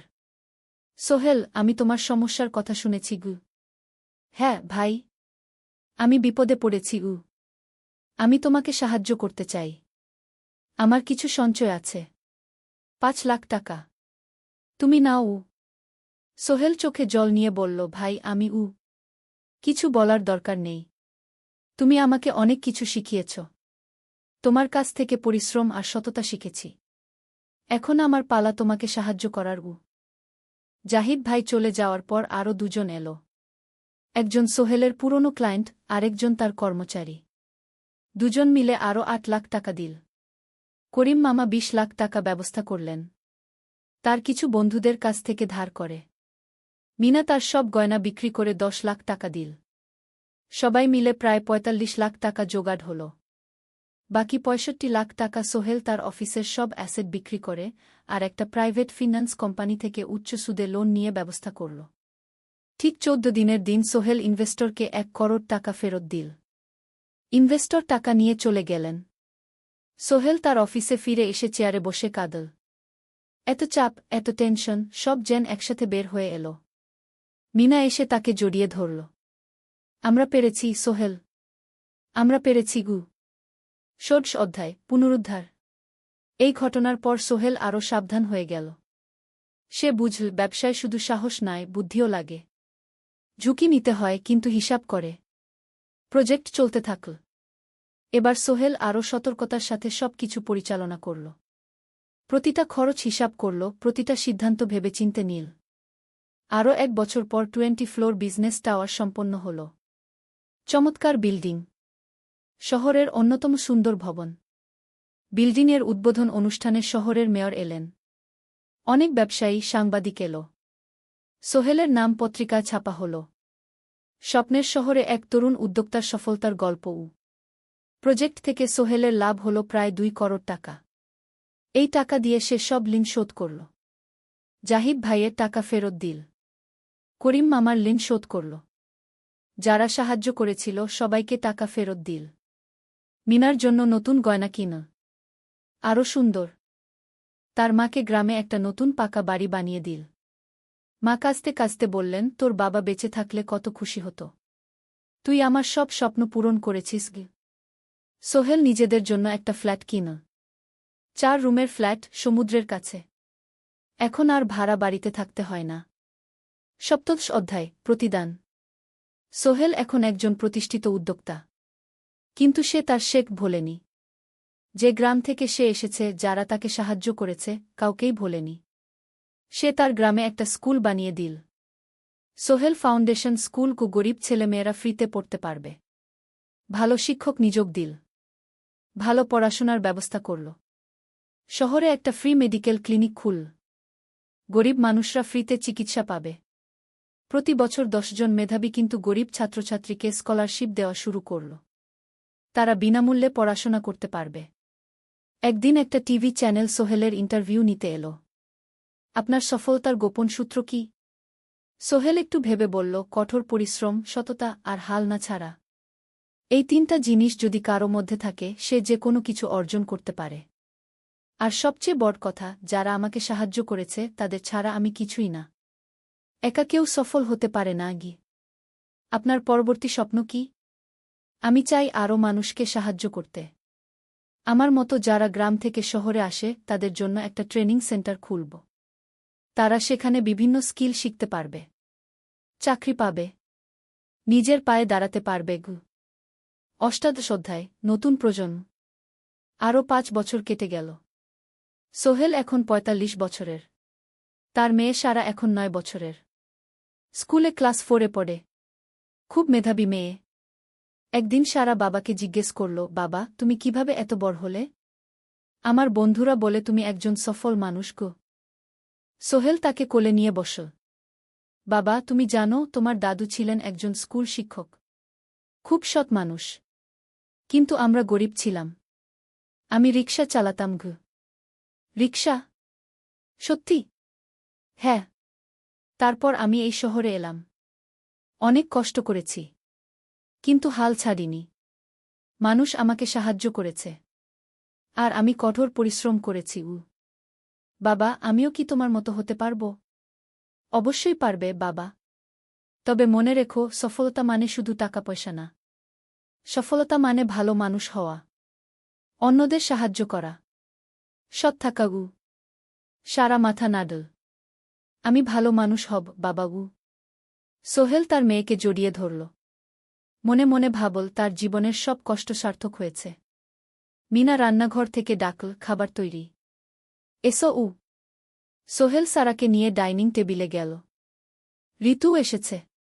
সে এখন বিয়ে করেছে, তার একটা ছেলে হয়েছে। সোহেলের মা মাঝে মাঝে চট্টগ্রামে বেড়াতে আসেন। আজও এসেছেন। সবাই মিলে খেতে বসল। হাসিগল্পে ভরা পরিবার। সোহেল তাকাল তার মায়ের দিকে, মিনার দিকে, সারার দিকে, ঋতুর দিকে। মনে হল জীবনে আর কি চাই। খাওয়া শেষে সবাই বসে রইল। গল্প করছিল। হঠাৎ সোহেলের ফোন বাজল। অফিস থেকে। একটা জরুরি বিষয়। সোহেল ফোন রেখে দিয়ে মিনাকে বলল, একটা নতুন প্রজেক্টের প্রস্তাব এসেছে। একটা এতিমখানা বানানোর কাজ। সরকারি প্রজেক্ট। তুমি নেবে? অবশ্যই। এটা আমার স্বপ্নের প্রজেক্ট। যেসব বাচ্চাদের বাবা মা নেই তাদের জন্য একটা সুন্দর জায়গা। মিনা হাসল। তুমি কখনো বদলাও না। এখনো অন্যদের কথা ভাবো। এটাই তো জীবন মিনা। শুধু নিজের জন্য বাঁচলে কি হবে? 49 অধ্যায়, উত্তরাধিকার। 10 বছর আরও কেটে গেল। সোহেল এখন 55 বছরের। তার চুলে পাক ধরেছে। কিন্তু শক্তি এখনও আগের মতোই। সারা এখন 19 বছরের। সে বিশ্ববিদ্যালয়ে ইঞ্জিনিয়ারিং পড়ছে। সে চায় বাবার মতো কনস্ট্রাকশন ইন্ডাস্ট্রিতে কাজ করতে।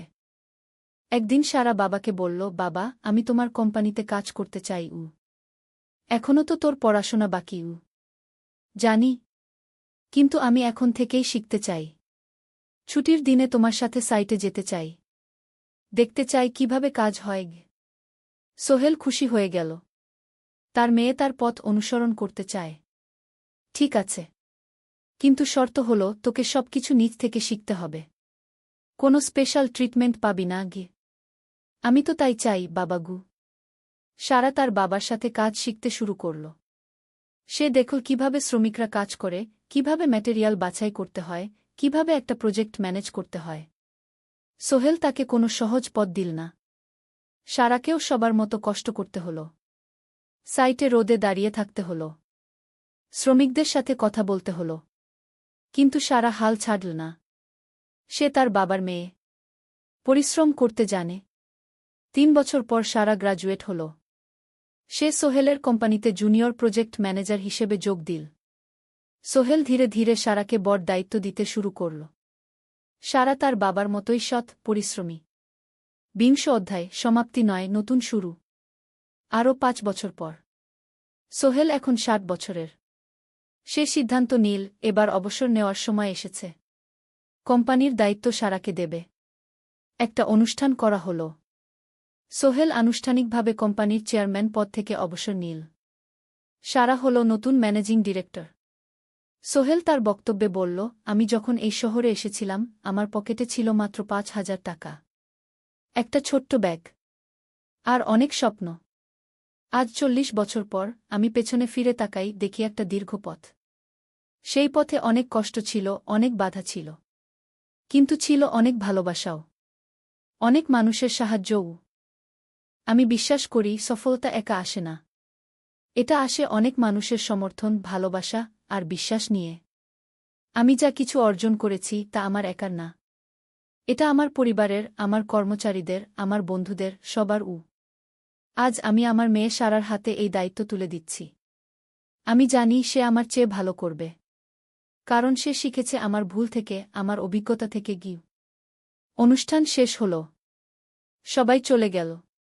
সোহেল আর মিনা অফিসে একা দাঁড়িয়ে রইল। মিনা, মনে আছে আমরা প্রথম কখন দেখা হয়েছিলাম? হ্যাঁ। তোমার সেই ছোট্ট মুদি দোকানে। তুমি বিস্কুট কিনতে এসেছিলে।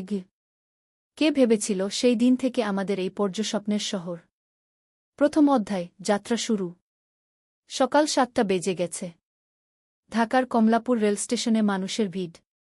চারদিকে চা বিস্কুট বিক্রেতাদের চিৎকার, ট্রেনের হর্ন আর যাত্রীদের কোলাহল। এই বিশাল ভিড়ের মধ্যে একটা ছোট্ট ব্যাগ হাতে দাঁড়িয়ে আছে সোহেল। বয়স মাত্র ২২। গায়ের রং শ্যামলা, চোখে স্বপ্নের ঝিলিক। ভাইজা, চট্টগ্রামের টিকিট আছে? সোহেল টিকিট কাউন্টারের সামনে দাঁড়িয়ে জিজ্ঞেস করল। আছে। ৩০ টাকা। কাউন্টারের লোকটা উত্তর দিল। সোহেল তার পকেট থেকে টাকা বের করল। মোট ৫,০০০ টাকা। এই টাকা সে জমিয়েছে গত ৩ বছরে রিকশা চালিয়ে। তার স্বপ্ন ছিল চট্টগ্রাম গিয়ে একটা ভালো চাকরি পাওয়া। গ্রামে আর থাকতে চায় না সে। বাবা মারা গেছেন ১০ বছর আগে। মা আর ছোট বোন ঋতুকে নিয়ে সংসার চালাচ্ছিল রিকশা চালিয়ে। কিন্তু এভাবে তো আর সারা জীবন চলবে না। টিকিট কেটে সোহেল প্ল্যাটফর্মে এলো। ট্রেন ছাড়বে আর মাত্র ১৫ মিনিট পরে। সে একটা বেঞ্চে বসে পড়ল। ব্যাগটা বুকের কাছে চেপে ধরল। এই ব্যাগে আছে তার সব সম্পদ, কিছু কাপড়, একটা ছোট্ট ফটো ফ্রেমে বাবা মায়ের ছবি, আর কিছু টাকা। কোথায় যাচ্ছেন? পাশে বসা একজন বয়স্ক মানুষ জিজ্ঞেস করলেন। চট্টগ্রাম কাকা। চাকরি খুঁজতে যাচ্ছি কি? সোহেল বিনয়ের সাথে উত্তর দিল। ভালো। তবে শহরে সাবধানে থাকবেন। শহর মানে অনেক সুযোগ, কিন্তু অনেক ফাঁদও আছে, বয়স্ক লোকটা বললেন। সোহেল মাথা নাড়ল। সে জানে শহরের জীবন সহজ না। কিন্তু তার কোনো বিকল্প নেই। গ্রামে রিকশা চালিয়ে মাসে ৩,৫০০ টাকা আয় হতো। তার মধ্যে সংসার চালাতে হতো, বোনের স্কুলের খরচ দিতে হতো, মায়ের ওষুধের খরচ দিতে হতো। কিছুই বাঁচত না। আর এই জীবন থেকে বেরোনোর একটাই পথ, শহরে গিয়ে ভালো কাজ খুঁজে নেওয়া। সোহেল মনে মনে ভাবল তার বাবার কথা। বাবা ছিলেন একজন স্কুল শিক্ষক। খুব সৎ মানুষ ছিলেন। সবসময় বলতেন, সোহেল, তুই লেখাপড়া শিখে বড় মানুষ হবি। আমাদের পরিবারে আর কেউ বড় চাকরি করেনি। তুই করবি। কিন্তু বাবা যখন মারা গেলেন তখন সোহেল মাত্র এসএসসি পরীক্ষা দিয়েছে। ফলাফল ভালো হয়েছিল, জিপিএ অর্ধচতু। কিন্তু বাবার মৃত্যুর পর আর পড়া হল না। পরিবারের দায়িত্ব নিতে হল। ট্রেন ছাড়ল। সোহেল জানালার পাশে বসে বাইরে তাকাল। ধানক্ষেত, নদী, ছোট ছোট গ্রাম, সব পেছনে ফেলে ট্রেন এগিয়ে চল। সোহেলের মনে হল সে যেন তার পুরনো জীবনটাকেও পেছনে ফেলে আসছে। ট্রেনে একজন হকার এসে চা বিক্রি করছিল। সোহেল একটা চা কিনল। ১০ টাকা। চা খেতে খেতে সে ভাবছিল, চট্টগ্রাম পৌঁছে কি হবে? করিম মামা তাকে সাহায্য করবেন তো? চাকরি পাওয়া যাবে তো? করিম মামা আসলে সোহেলের খুব দূর সম্পর্কের মামা। সোহেলের দাদির বোনের ছেলে। অনেক বছর আগে গ্রাম ছেড়ে চট্টগ্রামে চলে গিয়েছিলেন। সেখানে একটা কনস্ট্রাকশন কোম্পানিতে কাজ করেন। বছরে একবার দুবার গ্রামে আসতেন। গত বছর যখন এসেছিলেন তখন সোহেলের মাকে বলেছিলেন সোহেলকে চট্টগ্রাম পাঠান। আমি একটা কাজের ব্যবস্থা করে দেব। সেই কথাতেই ভরসা করে সোহেল আজ এই যাত্রা। দ্বিতীয় অধ্যায়, নতুন শহর। চট্টগ্রাম পৌঁছাতে প্রায় ৬ ঘণ্টা লেগে গেল। দুপুর ১টা বাজে। সোহেল স্টেশন থেকে বের হয়ে শহরের রাস্তায় দাঁড়াল। কি বিশাল শহর! এত গাড়ি, এত মানুষ। চারদিকে উঁচু উঁচু বিল্ডিং, দোকানপাট, মানুষের ভিড়। সোহেল কিছুক্ষণ দাঁড়িয়ে থাকল সব কিছু দেখতে দেখতে। তার মনে হচ্ছিল সে যেন অন্য কোনো পৃথিবীতে এসে পড়েছে। তার পকেটে একটা ছোট্ট কাগজ আছে। সেখানে লেখা একটা ঠিকানা, করিম মিয়া, বাড়ি নং ২৩, রোড নং ৫, আগ্রাবাদ, চট্টগ্রামকে। সোহেল একটা রিকশা ডাকল। কত নেবেন আগ্রাবাদ যেতে? ৫০ টাকা গু। সোহেল রিকশায় উঠল। রাস্তার দুধারে দোকান, মার্কেট, অফিস, সব কিছু দেখতে দেখতে সে অবাক হয়ে গেল। এত বড় শহর, এত কিছু! গ্রামের সেই ছোট্ট বাজারের সাথে কোনো তুলনাই হয় না। প্রায় আধা ঘণ্টা পর রিকশা একটা পুরনো বাড়ির সামনে থামল। ৩ তলা বাড়ি, কিন্তু রং উঠে গেছে। সিঁড়ি দিয়ে উঠে ৩য় তলায় করিম মামার ফ্ল্যাটে নক করল। দরজা খুলল এক মধ্যবয়সী মহিলা। কে? আসসালামু আলাইকুম আপা। আমি সোহেল। নোয়াখালীর গ্রাম থেকে এসেছি। করিম মামা বাড়িতে আছেন? মহিলা তাকে মাথা থেকে পা পর্যন্ত দেখল। করিম তো অফিসে গেছে। তুমি কে? কোথা থেকে এসেছ? সোহেল সব খুলে বলল। মহিলা তাকে ভেতরে ঢুকতে দিল। বসো। করিম সন্ধ্যায় ফিরবে গু। ফ্ল্যাটটা ছোট। দুটো রুম, একটা ছোট্ট রান্নাঘর আর একটা বাথরুম। কিন্তু সোহেলের কাছে খুব সুন্দর লাগল। গ্রামের সেই টিনের ঘরের চেয়ে তো অনেক ভালো। মহিলা, তার নাম জানাল সালমা। করিম মামার স্ত্রী। তাদের দুটো ছেলে, একজন ক্লাস 8-এ পড়ে, আরেকজন ক্লাস 5-এ। খেয়েছ? সালমা আপা জিজ্ঞেস করল। না আপা গু। অপেক্ষা করো। ভাত আছে, মাছ আছে। খাও। সোহেল প্রথমে রাজি হতে চাইল না, কিন্তু খুব খিদে পেয়েছিল। সকাল থেকে শুধু একটা চা আর বিস্কুট খেয়েছে। খাওয়া দাওয়ার পর সোহেল বসে রইল। সালমা আপা তাকে গল্প করতে লাগল। তোমার মা কেমন আছেন? তোমার বোন? ভালো আছে আপা। মার একটু গেটে বাত আছে। ওষুধ খাচ্ছেন। বোন স্কুলে পড়ে কু। তুমি কি করতে চাও এখানে? চাকরি খুঁজছি আপা। যে কোনো কাজ করব। বাসায় মা আর বোনকে টাকা পাঠাতে হবে। সালমা আপা মাথা নাড়ল। করিম তোমার জন্য কিছু একটা করবে। সে ভালো মানুষ গ। সারাদিন অপেক্ষা করল সোহেল। সন্ধ্যা 6টায় করিম মামা ফিরলেন। 50-এর কাছাকাছি বয়স, কালো রঙের প্যান্ট শার্ট পরা, হাতে একটা ব্যাগ। আরে সোহেল, কবে এলি? করিম মামা খুশি হয়ে বললেন। আজ সকালে মামা গু। করিম মামা তাকে জড়িয়ে ধরলেন। অনেকদিন পর দেখলাম। কেমন আছিস? ভালো আছি মামা গি। ভালো করেছিস এসে। এখানে অনেক সুযোগ আছে। তোর জন্য একটা কাজের ব্যবস্থা করে দেব। তবে প্রথমে কয়েকদিন এখানে থাক। শহরটা একটু চিনে নে। তারপর কাজে যোগ দিবি। সোহেলের মনে আসার আলো জ্বল। সে ভাবল হয়তো তার ভাগ্য এবার পাল্টাবে। 3য় অধ্যায়, প্রথম চাকরি। 1 সপ্তাহ পরে করিম মামা সোহেলকে তার কোম্পানিতে নিয়ে গেলেন। কোম্পানির নাম আলামিন কনস্ট্রাকশন। অফিসটা শহরের কেন্দ্রে, 5 তলা একটা বিল্ডিংয়ের দোতলায়। মালিক আলী সাহেব। 50-এর কাছাকাছি বয়স, মোটা চেহারা, চোখে সোনার ফ্রেমের চশমা। বড়লোক মানুষ, কিন্তু খুব কড়া। এই ছেলেটাকে কি কাজে লাগাবেন? আলী সাহেব করিম মামাকে জিজ্ঞেস করলেন। স্যার, ও আমার আত্মীয়। গ্রাম থেকে এসেছে। খুব পরিশ্রমী। যে কোনো কাজে লাগাতে পারেন। আলী সাহেব সোহেলের দিকে তাকালেন। তুমি কি পড়েছ? Sir, SSC pass. জিপিএ অর্ধচতু। হুম। ভালো। কম্পিউটার চালাতে পারো? না স্যার, পারি না। কিন্তু শিখতে চাই।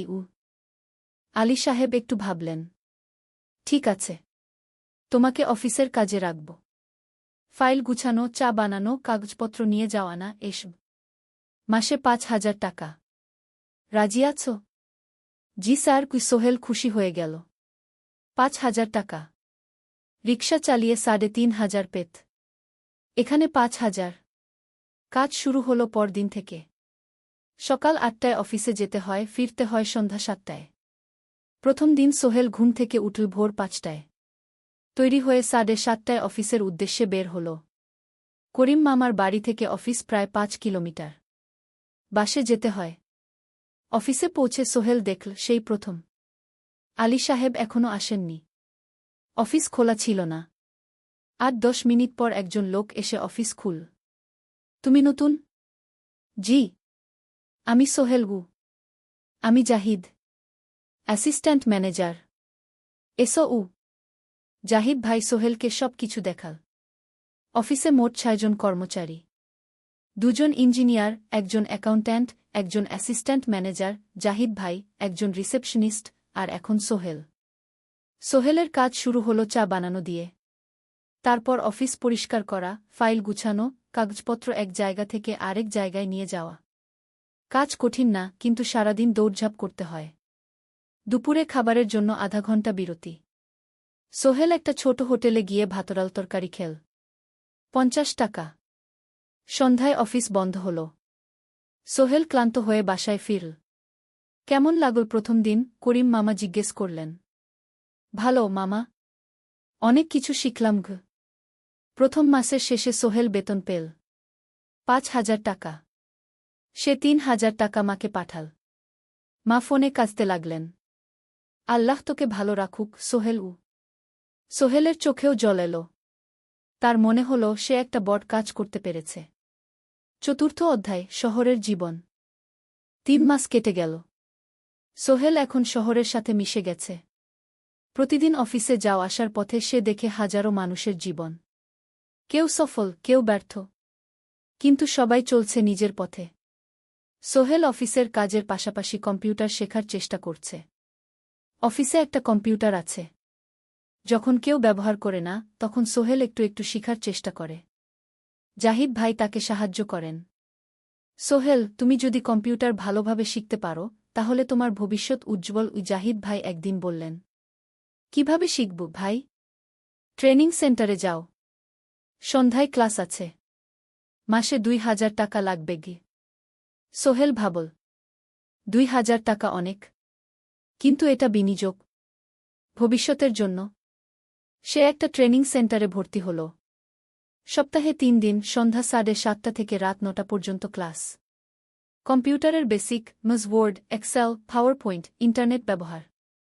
একদিন অফিস থেকে ফেরার সময় সোহেল একটা দোকানে চা খেতে গেল। দোকানের পাশেই একটা ছোট্ট মুদি দোকান। সেখানে একটা মেয়ে বসে আছে। বয়স হবে 20-এর কাছাকাছি। সাদাসিধে চেহারা, সাদা শাড়ি পরা, কিন্তু চোখে এক ধরনের দৃঢ়তা। ভাইজা, 1 প্যাকেট বিস্কুট দেন কি? সোহেল বলল। মেয়েটা বিস্কুট দিল। 20 টাকা। সোহেল টাকা দিয়ে যাচ্ছিল, হঠাৎ মেয়েটা বলল, আপনি নতুন এসেছেন এই এলাকায়, তাই না? হ্যাঁ। 3 মাস হল। কিভাবে বুঝলেন?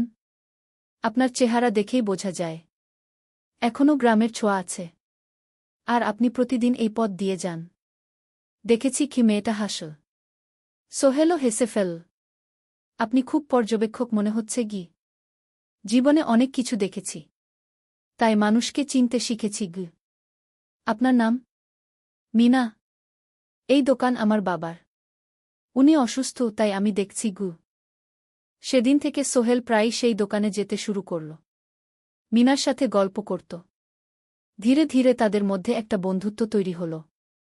মিনাও তার জীবনের গল্প বলল। মিনার মা মারা গেছেন যখন সে মাত্র 7 বছরের। বাবা আব্দুল হামিদ একা হাতে মিনাকে বড় করেছেন।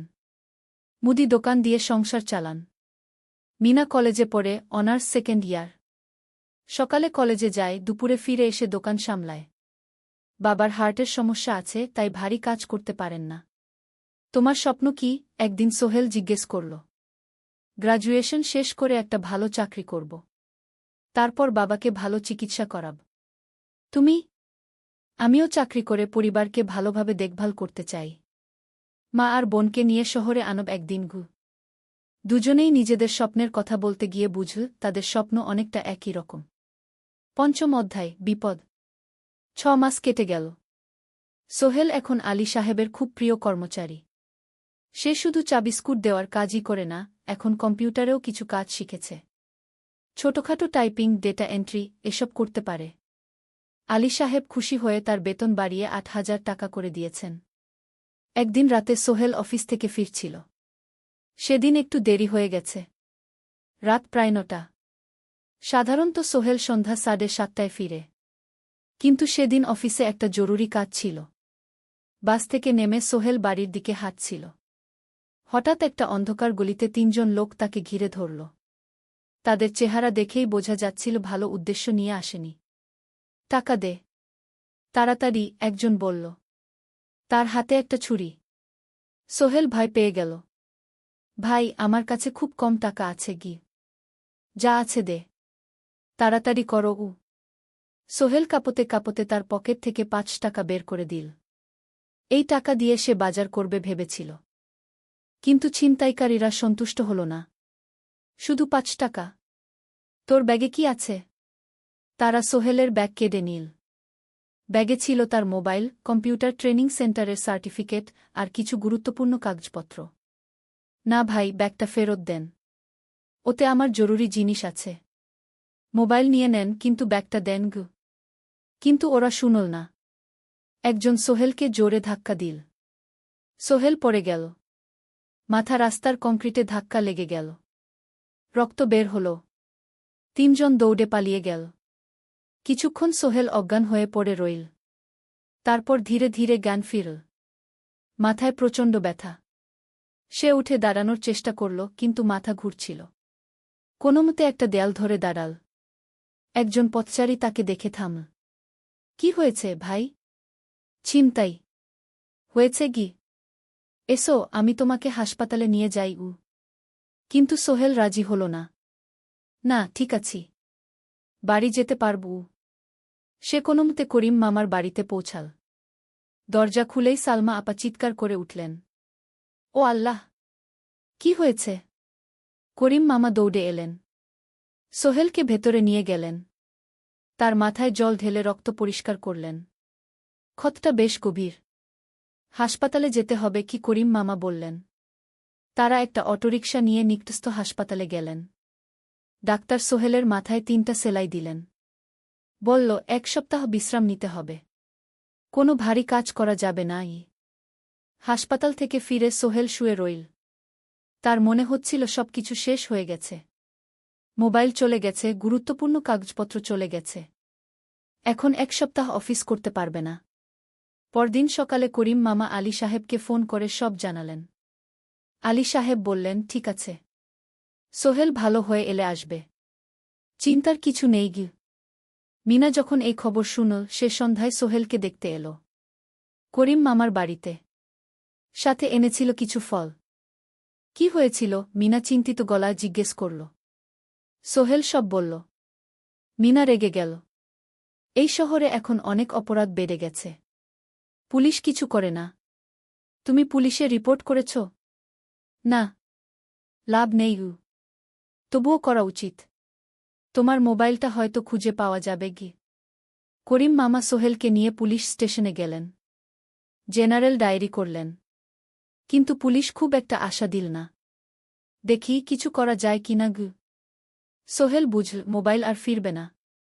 সেই 1 সপ্তাহ সোহেলের জীবনের সবচেয়ে কঠিন সময় ছিল। সে শুধু শারীরিকভাবেই ক্ষতিগ্রস্ত হয়নি, মানসিকভাবেও ভেঙে পড়েছিল। প্রতিরাতে দুঃস্বপ্ন দেখত। সেই 3 জন ছিনতাইকারীর মুখ ভুলতে পারছিল না। মিনা প্রায় প্রতিদিন আসত। তাকে সাহস দিত। তুমি হাল ছেড়ো না সোহেল। জীবনে এরকম খারাপ সময় আসে। কিন্তু এটা কাটিয়ে ওঠাই হলো আসল বীরত্ব।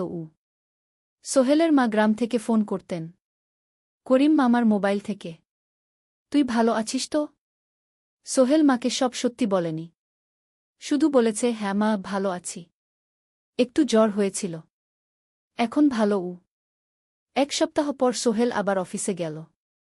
আলী সাহেব তাকে দেখে খুশি হলেন। কেমন আছো? ভালো আছি স্যার। ঠিক আছে, তবে প্রথম কয়েকদিন হালকা কাজ করবে গু। সোহেল আবার কাজে মন দিল। কিন্তু একটা জিনিস তাকে খুব কষ্ট দিচ্ছিল, তার মোবাইল নেই। মায়ের সাথে কথা বলতে পারছে না নিয়মিত। করিম মামার মোবাইল চাইতে সংকোচ লাগে। একদিন জাহিদ ভাই তাকে ডাকলেন। সোহেল, আমার একটা পুরনো মোবাইল আছে, তুমি ব্যবহার করো? না ভাই, আমি নাও, আমার কাজে লাগছে না, তুমি রাখো গু। সোহেল কৃতজ্ঞতায় প্রায় কেঁদে ফেল।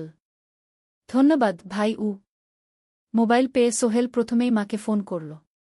মা খুব খুশি হলেন। এতদিন ফোন করিসনি কেন? মা, মোবাইলটা নষ্ট হয়ে গিয়েছিল, নতুন নিয়েছি। মায়ের গলায় স্বস্তি ফুটে উঠল। 6ষ্ঠ অধ্যায়, নতুন সুযোগ। আরও 3 মাস কেটে গেল। সোহেল পুরোপুরি সুস্থ হয়ে গেছে। তার জীবন আবার স্বাভাবিক হয়ে এসেছে। সে এখন কম্পিউটার ট্রেনিং শেষ করেছে, সার্টিফিকেট পেয়েছে। কিন্তু একটা ঘটনা তার জীবনে বড় পরিবর্তন নিয়ে এল।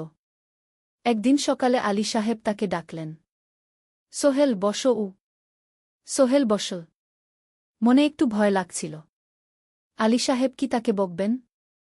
সোহেল, তুমি তো এখন কম্পিউটার চালাতে পারো? জি স্যার, একটু একটু শিখেছি। ভালো, আমি তোমার কাজ দেখছি। তুমি খুব পরিশ্রমী আর সৎ। আমাদের কোম্পানিতে এরকম মানুষের দরকার গু।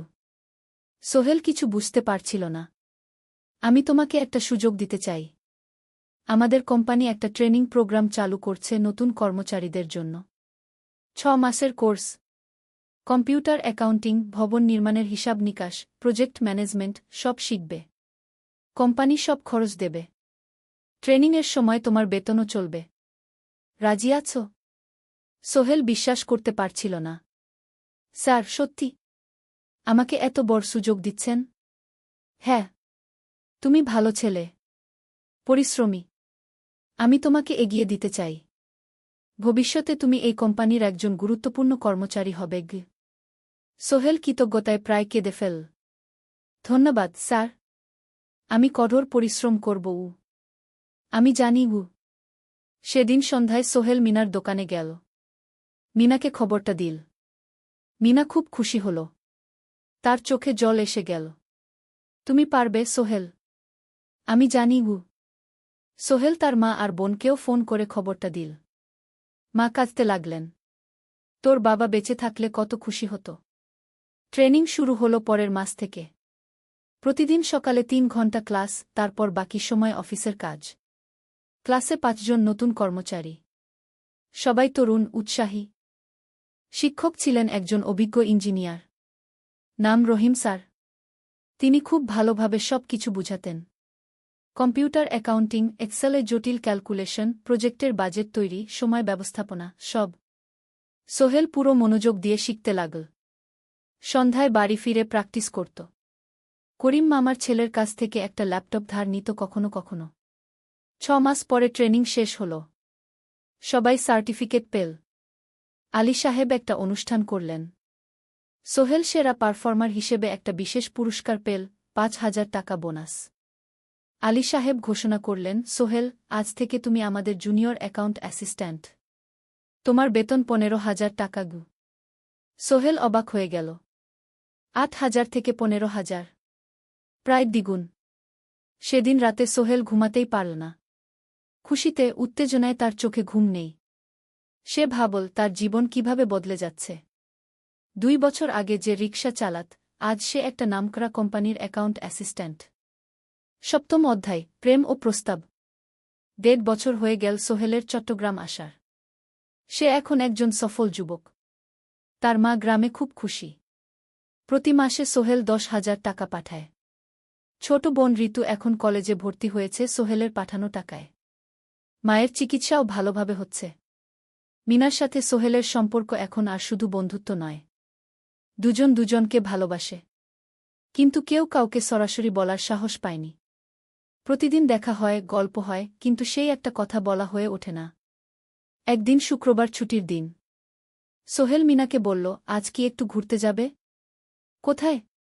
পতেঙ্গা বিচ। তুমি কি কখনো গেছ? না। কিন্তু আমার দোকান। শুক্রবার। তোমার বাবা সামলাবে। মিনা রাজি হয়ে গেল। দুপুরে দুজনে বাস নিয়ে পতেঙ্গা গেল। সমুদ্র দেখে মিনা অবাক হয়ে গেল। কি সুন্দর। দুজনে বালিতে বসল। ঢেউয়ের শব্দ শুনতে শুনতে গল্প করছিল। হঠাৎ সোহেল বলল, মিনা, তোমার সাথে কিছু বলার ছিল। বলো। সোহেল একটা লম্বা শ্বাস নিল। তুমি জানো আমি তোমাকে ভালোবাসি। মিনা হাসল। তার চোখ ভিজে গেল। জানি। আমিও তোমাকে ভালোবাসি সোহেল। সোহেল অবাক হয়ে গেল। সত্যি? হ্যাঁ। অনেকদিন ধরেই জানি। তুমি আমার জীবনে এসে সব কিছু বদলে দিয়েছ। তোমার সাথে থাকলে আমার মনে হয় আমি যে কোনো কিছু করতে পারব। দুজনে কিছুক্ষণ চুপ করে বসে রইল। সমুদ্রের ঢেউ এসে পায়ে লাগছিল। সূর্য পশ্চিমে ঢলে পড়ছে। আকাশ লালকুমলা হয়ে গেছে। কিন্তু আমার বাবার সাথে কথা বলতে হবে কি? মিনা বলল। আমি তৈরি। যখন বলবে তখন বলবো। পরের সপ্তাহে সোহেল মিনার বাবার সাথে কথা বলল। আব্দুল হামিদ সাহেব প্রথমে একটু দ্বিধা করলেন। তুমি কোনো পরিবারের ছেলে? তোমার বাবা কি করতেন? সোহেল সব সত্যি বলল। তার বাবা ছিলেন স্কুল শিক্ষক। মারা গেছেন 10 বছর আগে। মা গ্রামে থাকেন। ছোট বোন কলেজে পড়ে। তুমি নিজে কি করো? আমি আলামিন কনস্ট্রাকশন কোম্পানিতে জুনিয়র অ্যাকাউন্ট অ্যাসিস্ট্যান্ট। মাসে 15,000 টাকা বেতন। আব্দুল হামিদ সাহেব ভাবলেন। তারপর বললেন, দেখো মিনা আমার একমাত্র সন্তান। তার মা নেই। আমি একা তাকে বড় করেছি। আমি চাই মিনা একজন ভালো ছেলের সাথে বিয়ে হোক। তুমি দেখতে ভালো ছেলে মনে হচ্ছে, কিন্তু আমাকে তোমার মায়ের সাথে দেখা করতে হবে। তোমার পরিবারকে জানতে হবে। জি আঙ্কেল, আমি ব্যবস্থা করছি। সোহেল খুশিতে আটখানা। সে সেদিন রাতেই তার মাকে ফোন করল। মাকে সব বলল। মা প্রথমে অবাক হলেন, তারপর খুশি হলেন। মিনা মেয়েটা কেমন? খুব ভালো মা, তুমি দেখলে পছন্দ করবে। ঠিক আছে, আমি আর ঋতু আসছি চট্টগ্রাম। 2 সপ্তাহ পর সোহেলের মা আর বোন চট্টগ্রাম এলো। সোহেল তাদের নিয়ে মিনার বাড়িতে গেল। 2 পরিবার একসাথে বসল। মিনার বাবা সোহেলের মাকে দেখে খুশি হলেন। সোহেলের মা সহজ সরল ভদ্রমহিলা। আপনার ছেলে খুব ভালো, মিনা তাকে পছন্দ করে। আমিও রাজি। আব্দুল হামিদ সাহেব বললেন, আমার সোহেল সৎ ছেলে, মিনাকে খুব ভালোবাসে। আমি জানি ও মিনাকে সুখে রাখবে। কি সোহেলের মা বললেন। বিয়ের তারিখ ঠিক হল 3 মাস পর। এই 3 মাসে সোহেল যথেষ্ট টাকা জমাবে। বিয়ে হবে সাদামাটা কিন্তু সুন্দর। 8ম অধ্যায়, নতুন পথ। 3 মাস কেটে গেল দ্রুত। সোহেল প্রতিদিন কঠোর পরিশ্রম করছিল। অফিসে তার কাজের প্রশংসা হচ্ছে। আলী সাহেব তাকে এখন ছোটখাটো প্রজেক্টের হিসাব দেখতে দিচ্ছেন। সোহেল তার সঞ্চিত টাকা দিয়ে বিয়ের আয়োজন করল। বিয়ে হল মিনার বাড়ির কাছের একটা কমিউনিটি সেন্টারে। খুব বেশি লোক আসেনি। 2 পরিবারের আত্মীয় স্বজন আর অফিসের কয়েকজন সহকর্মী। কিন্তু অনুষ্ঠান ছিল খুব সুন্দর। সোহেল যখন মিনাকে বিয়ের পোশাকে দেখল, তার মনে হল পৃথিবীর সবচেয়ে সুন্দর মেয়ে সে। লাল শাড়ি পরা, মুখে হালকা মেকআপ, কিন্তু তার স্বাভাবিক সৌন্দর্য ছিল আসল। বিয়ের পর সোহেল একটা ছোট্ট ফ্ল্যাট ভাড়া নিল। 2 রুমের ফ্ল্যাট, মাসে ভাড়া 5,000 টাকা। মিনা এখনও তার পড়াশোনা চালিয়ে যাচ্ছে। আরও 1 বছর বাকি গ্র্যাজুয়েশন শেষ হতে। সোহেলের মা আর বোন গ্রামে ফিরে গেল। মা বলে গেলেন, সোহেল, মিনাকে ভালো রাখিস। মেয়েরা অনেক ত্যাগ করে সংসার করতে। জানি মা। নতুন জীবন শুরু হল। সোহেল সকালে অফিসে যায়, সন্ধ্যায় ফেরে। মিনা সকালে কলেজে যায়, দুপুরে ফিরে রান্না করে, ঘর গোছায়। সন্ধ্যায় দুজনে একসাথে বসে পড়াশোনা করে, গল্প করে, টিভি দেখে। জীবন সুন্দর ছিল, কিন্তু চ্যালেঞ্জও ছিল। মাসিক খরচ, ভাড়া 5,000, বাজার 3,000, বিদ্যুৎ গ্যাস 1,000, মায়ের জন্য 5,000, মিনার কলেজের খরচ 1,200। মোট প্রায় 14,000 টাকা। বাঁচত মাত্র 1,000 খানেক। কিন্তু সোহেল হাল ছাড়ল না। সে সন্ধ্যায় একটা কম্পিউটার ট্রেনিং সেন্টারে পার্ট টাইম পড়ানো শুরু করল।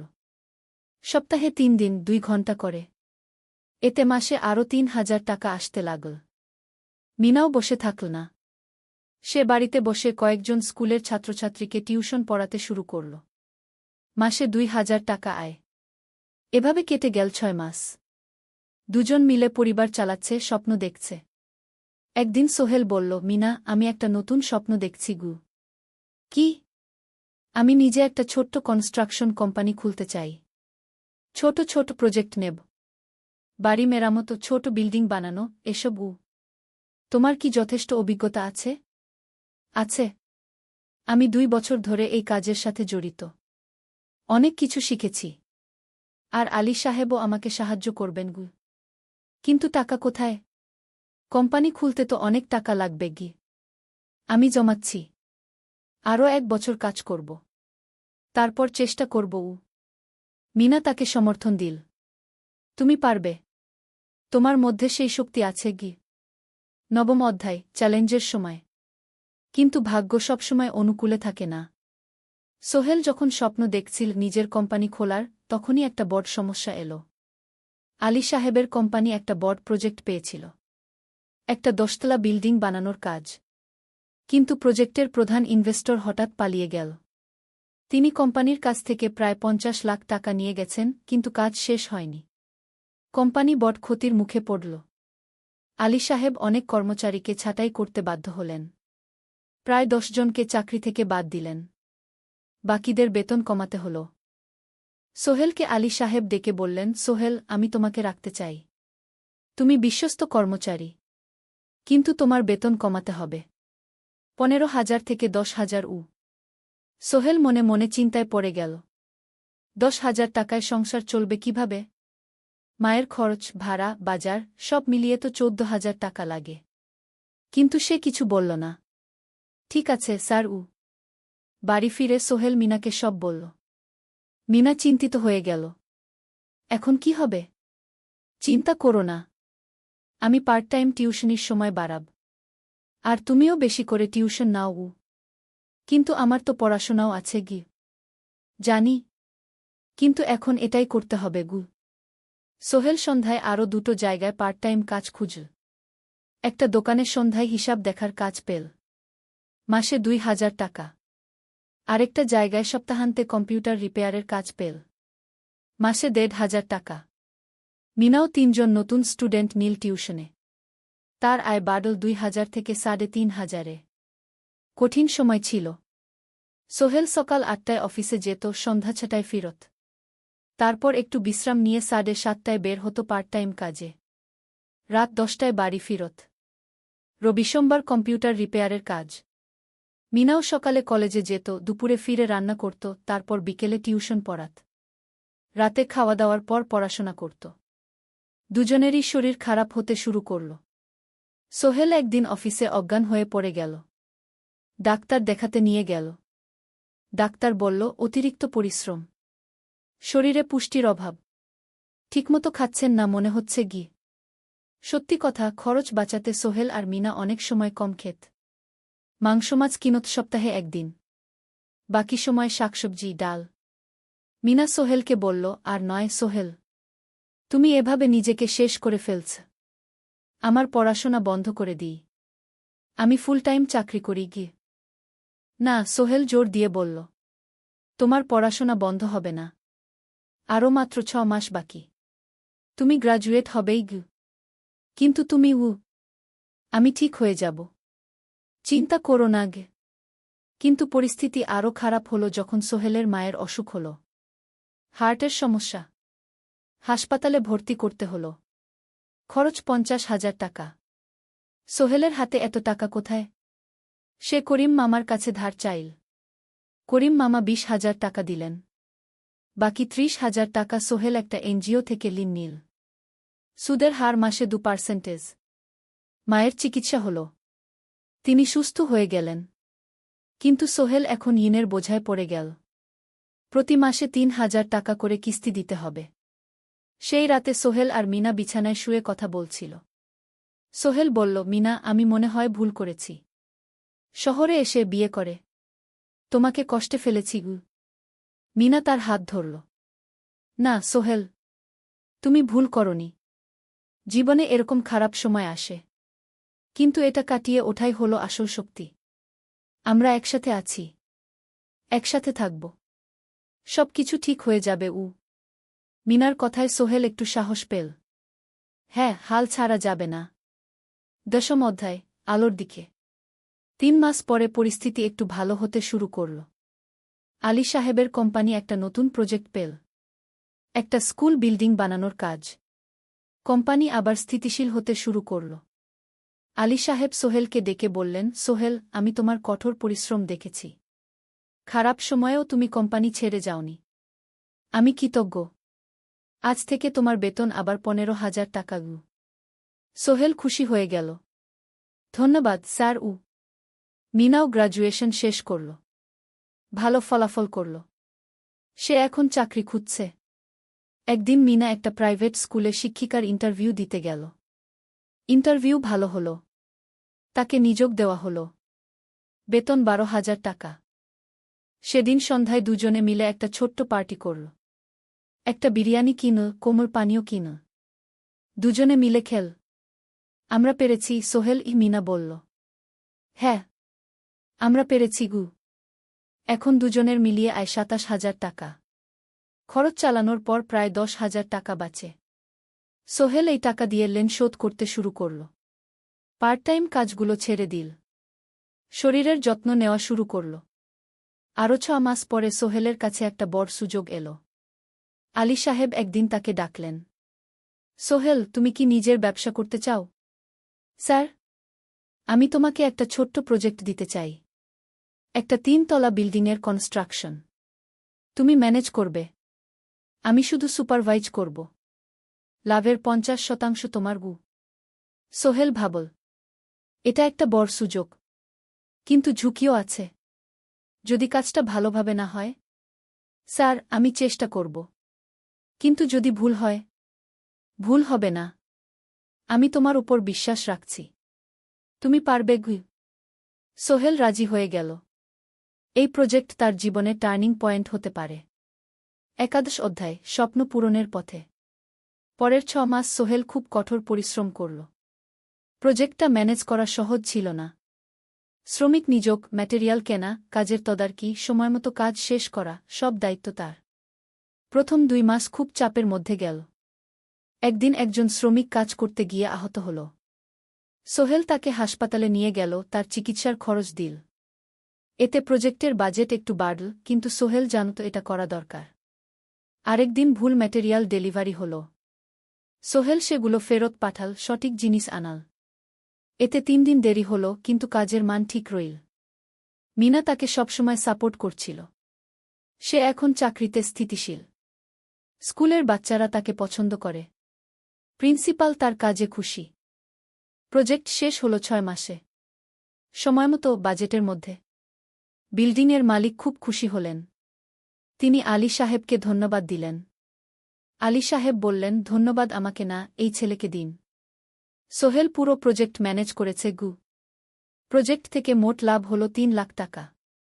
সোহেল পেল 1.5 লাখ টাকা। তার জীবনে এত টাকা এই প্রথম। সে করিম মামার ঋণ শোধ করল। এনজিওর বাকি ঋণ শোধ করল। তারপর তার মাকে 50,000 টাকা পাঠাল। মা দিয়ে গ্রামের বাড়িটা একটু মেরামত করাল, বোন ঋতুর জন্য একটা ল্যাপটপ কিনল। বাকি টাকা দিয়ে সোহেল একটা ব্যাংক অ্যাকাউন্টে জমা রাখল। ভবিষ্যতের জন্য। আলী সাহেব সোহেলকে আরও 2টো প্রজেক্ট দিলেন। এবার একটু বড়। সোহেল আত্মবিশ্বাসের সাথে সেগুলোও শেষ করল। 2 বছর পরে সোহেল সিদ্ধান্ত নিল, এবার নিজের কোম্পানি খোলার সময় এসেছে। 10 অধ্যায়, নতুন শুরু। সোহেল তার সব জমানো টাকা দিয়ে একটা ছোট্ট অফিস ভাড়া নিল। 2 রুমের অফিস। একটা রুমে কাজের জায়গা, আরেকটায় ছোট্ট মিটিং রুম। অফিসের সামনে একটা বোর্ড লাগাল, সোহেল কনস্ট্রাকশন অ্যান্ড ডেভেলপমেন্ট ই। মিনা তাকে সাহায্য করছিল। সে অফিসের অ্যাকাউন্টস দেখত সন্ধ্যায় স্কুল থেকে ফিরে। দুজন মিলে একটা টিম। প্রথমে ছোট ছোট কাজ নিল। বাড়ি মেরামত, দোকান সংস্কার, ছোট বিল্ডিং কনস্ট্রাকশন। কাজের মান ভালো রাখার চেষ্টা করল। সময়মতো শেষ করল। দাম ন্যায্য রাখল। ধীরে ধীরে সোহেলের সুনাম ছড়িয়ে পড়ল। মানুষ তাকে বিশ্বাস করত। তার কাছে নতুন নতুন কাজ আসতে লাগল। প্রথম বছর খুব কষ্ট হল। কখনো লাভ হতো, কখনো লস। কিন্তু সোহেল থেমে থাকল না। সে শিখতে লাগল ব্যবসা কিভাবে চালাতে হয়। দ্বিতীয় বছরে পরিস্থিতি ভালো হল। সোহেল এখন 3 জন স্থায়ী কর্মচারী নিযোগ দিল। একজন ইঞ্জিনিয়ার, একজন সুপারভাইজার, একজন অফিস সহায়ক। তৃতীয় বছরে একটা বড় প্রজেক্ট পেল। একটা স্কুল বিল্ডিং বানানোর কাজ। 5 তলা বিল্ডিং। সোহেল পুরো মনোযোগ দিয়ে কাজটা করল। শ্রমিকদের ভালো বেতন দিল, ভালো ম্যাটেরিয়াল ব্যবহার করল, সময়মতো কাজ শেষ করল। স্কুল কর্তৃপক্ষ খুব খুশি হল। তারা সোহেলের কাজের প্রশংসা করল। এই প্রজেক্ট থেকে সোহেল প্রায় 5 লাখ টাকা লাভ করল। এই টাকা দিয়ে সে আরও ভালো একটা অফিস নিল। আরও কর্মচারী নিযোগ দিল। এখন তার কোম্পানিতে 10 জন স্থায়ী কর্মচারী। প্রজেক্ট অনুযায়ী আরও শ্রমিক নিযোগ দেওয়া হয়। 13 অধ্যায়, পরিবার। এদিকে সোহেল আর মিনার সংসারেও খুশির খবর এল। মিনা গর্ভবতী। 9 মাস পর তাদের একটা মেয়ে হল। নাম রাখল সারা। সারা যখন জন্মাল, সোহেলের মা আর বোন চট্টগ্রামে এল। মা 1 মাস থেকে গেলেন। মিনাকে সাহায্য করলেন। সোহেল এখন একটা বড় ফ্ল্যাট ভাড়া নিয়েছে। 3 রুমের ফ্ল্যাট। একটা রুমে সোহেল, মিনা, একটায় সারা, আরেকটায় অতিথি রুম। মায়ের জন্য সোহেল সিদ্ধান্ত নিল তাকে চট্টগ্রামে নিয়ে আসবে। গ্রামে একা থাকা ঠিক না। কিন্তু মা রাজি হলেন না। না বাবা, আমি গ্রামেই থাকব। এখানে আমার পরিচিত মানুষ আছে। তোর বোনকে নিয়ে যা। ও ঢাকায় পড়ছে, চট্টগ্রামে এনে ভালো কোথাও ভর্তি করিয়ে দেগি। সোহেল তাই করল। ঋতুকে চট্টগ্রাম বিশ্ববিদ্যালয়ে ভর্তি করিয়ে দিল। ঋতু এখন সোহেলের ফ্ল্যাটে থাকে, বিশ্ববিদ্যালয়ে পড়ে। সোহেলের মনে হল তার জীবন এখন পরিপূর্ণ। স্ত্রী, মেয়ে, বোন সবাই তার কাছে। ব্যবসা ভালো চলছে। মা গ্রামে সুখে আছেন। চতুর্দশ অধ্যায়, সফলতার শিখরে। 5 বছর কেটে গেল। সোহেল এখন একজন সফল উদ্যোক্তা। তার কোম্পানি কি সোহেল কনস্ট্রাকশন অ্যান্ড ডেভেলপমেন্ট এখন চট্টগ্রামে বেশ পরিচিত। প্রায় 30 জন কর্মচারী তার অধীনে কাজ করে। সোহেল এখন শুধু ছোট প্রজেক্ট করে না, বড় বড় প্রজেক্টও করে। একটা 8তলা বিজনেস কমপ্লেক্স বানানোর কাজ পেয়েছে। একটা হাসপাতাল বিল্ডিং বানাচ্ছে। মিনা এখনও স্কুলে পড়ায়। সে এখন ভাইস প্রিন্সিপাল। সাথে সোহেলের কোম্পানির অ্যাকাউন্টস ম্যানেজার। দুজন মিলে ব্যবসা চালা।